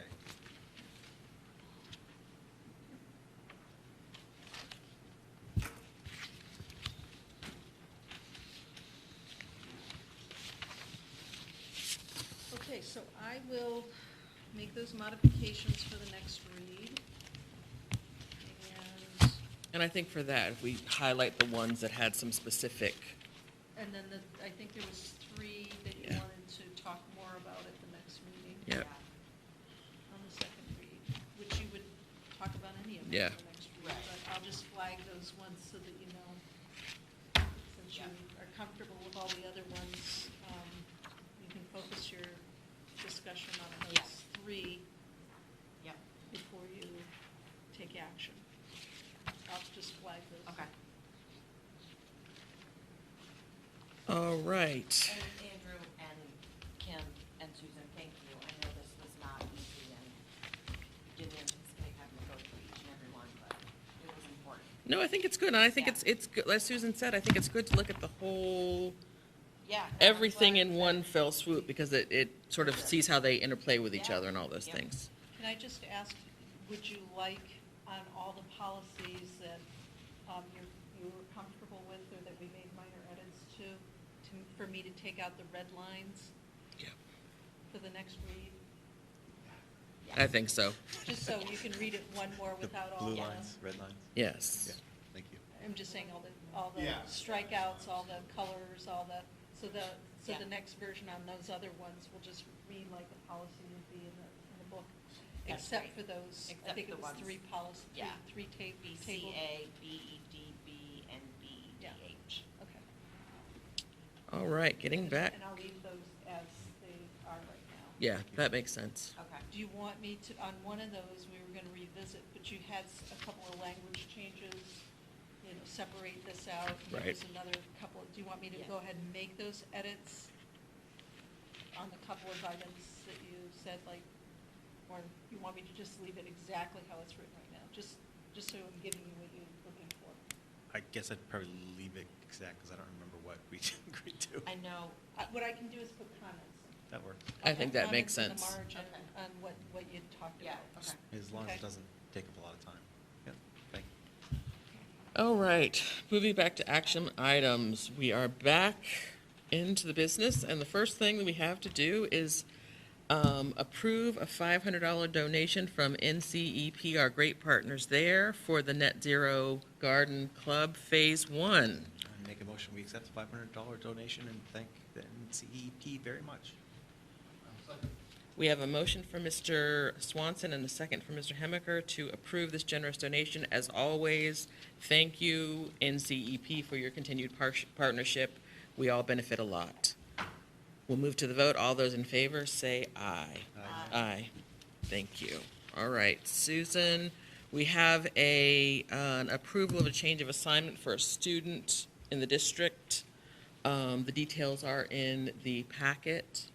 Susan, is there anything else you wanted to add about that? So just clarifying, the student's going to stay at their current district? Correct. Gotcha. Make a motion, we accept the approve of change of school assignment request. A second? We have a motion from Mr. Swanson and a second from Ms. Durant. All those in favor say aye. Aye. Aye. Next, we need to do the manifest. Heather or Andrew have those? Sorry, give me a second to look for it.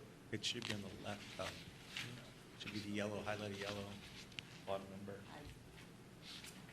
There we It was go. all organized when I gave it to Heather, I know, promise. and I This one, right? Yes. Jeez, Heather. I ask for a motion to approve the manifest for,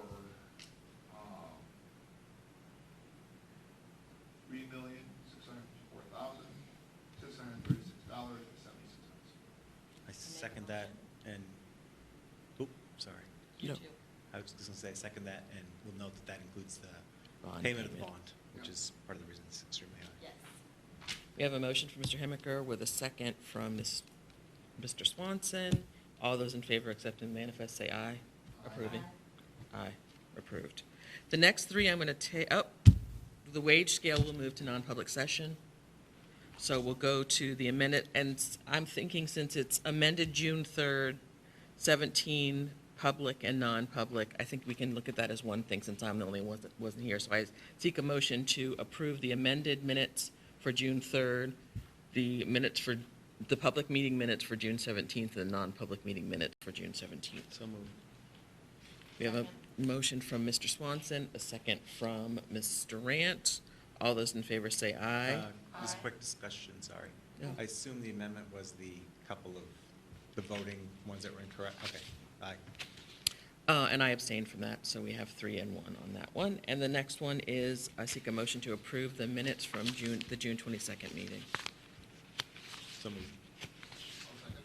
We have a motion from Mr. Swanson and a second from Mr. Hemaker. All those in favor of approving those minutes say aye. Aye. Aye. It's approved. Now I seek a motion to go into non-public session under RSA 91A 32A. I'll second. We have a motion at 8:02 from Ms. Durant with a second from Mr. Hemaker to go into non-public session. We'll do a roll call vote. Mr. Hemaker? Aye. Ms. Durant? Aye. Ms. Shelton, yes. Mr. Swanson? Aye. Aye. We are in non-public at 8:02, 8:03 actually. Okay.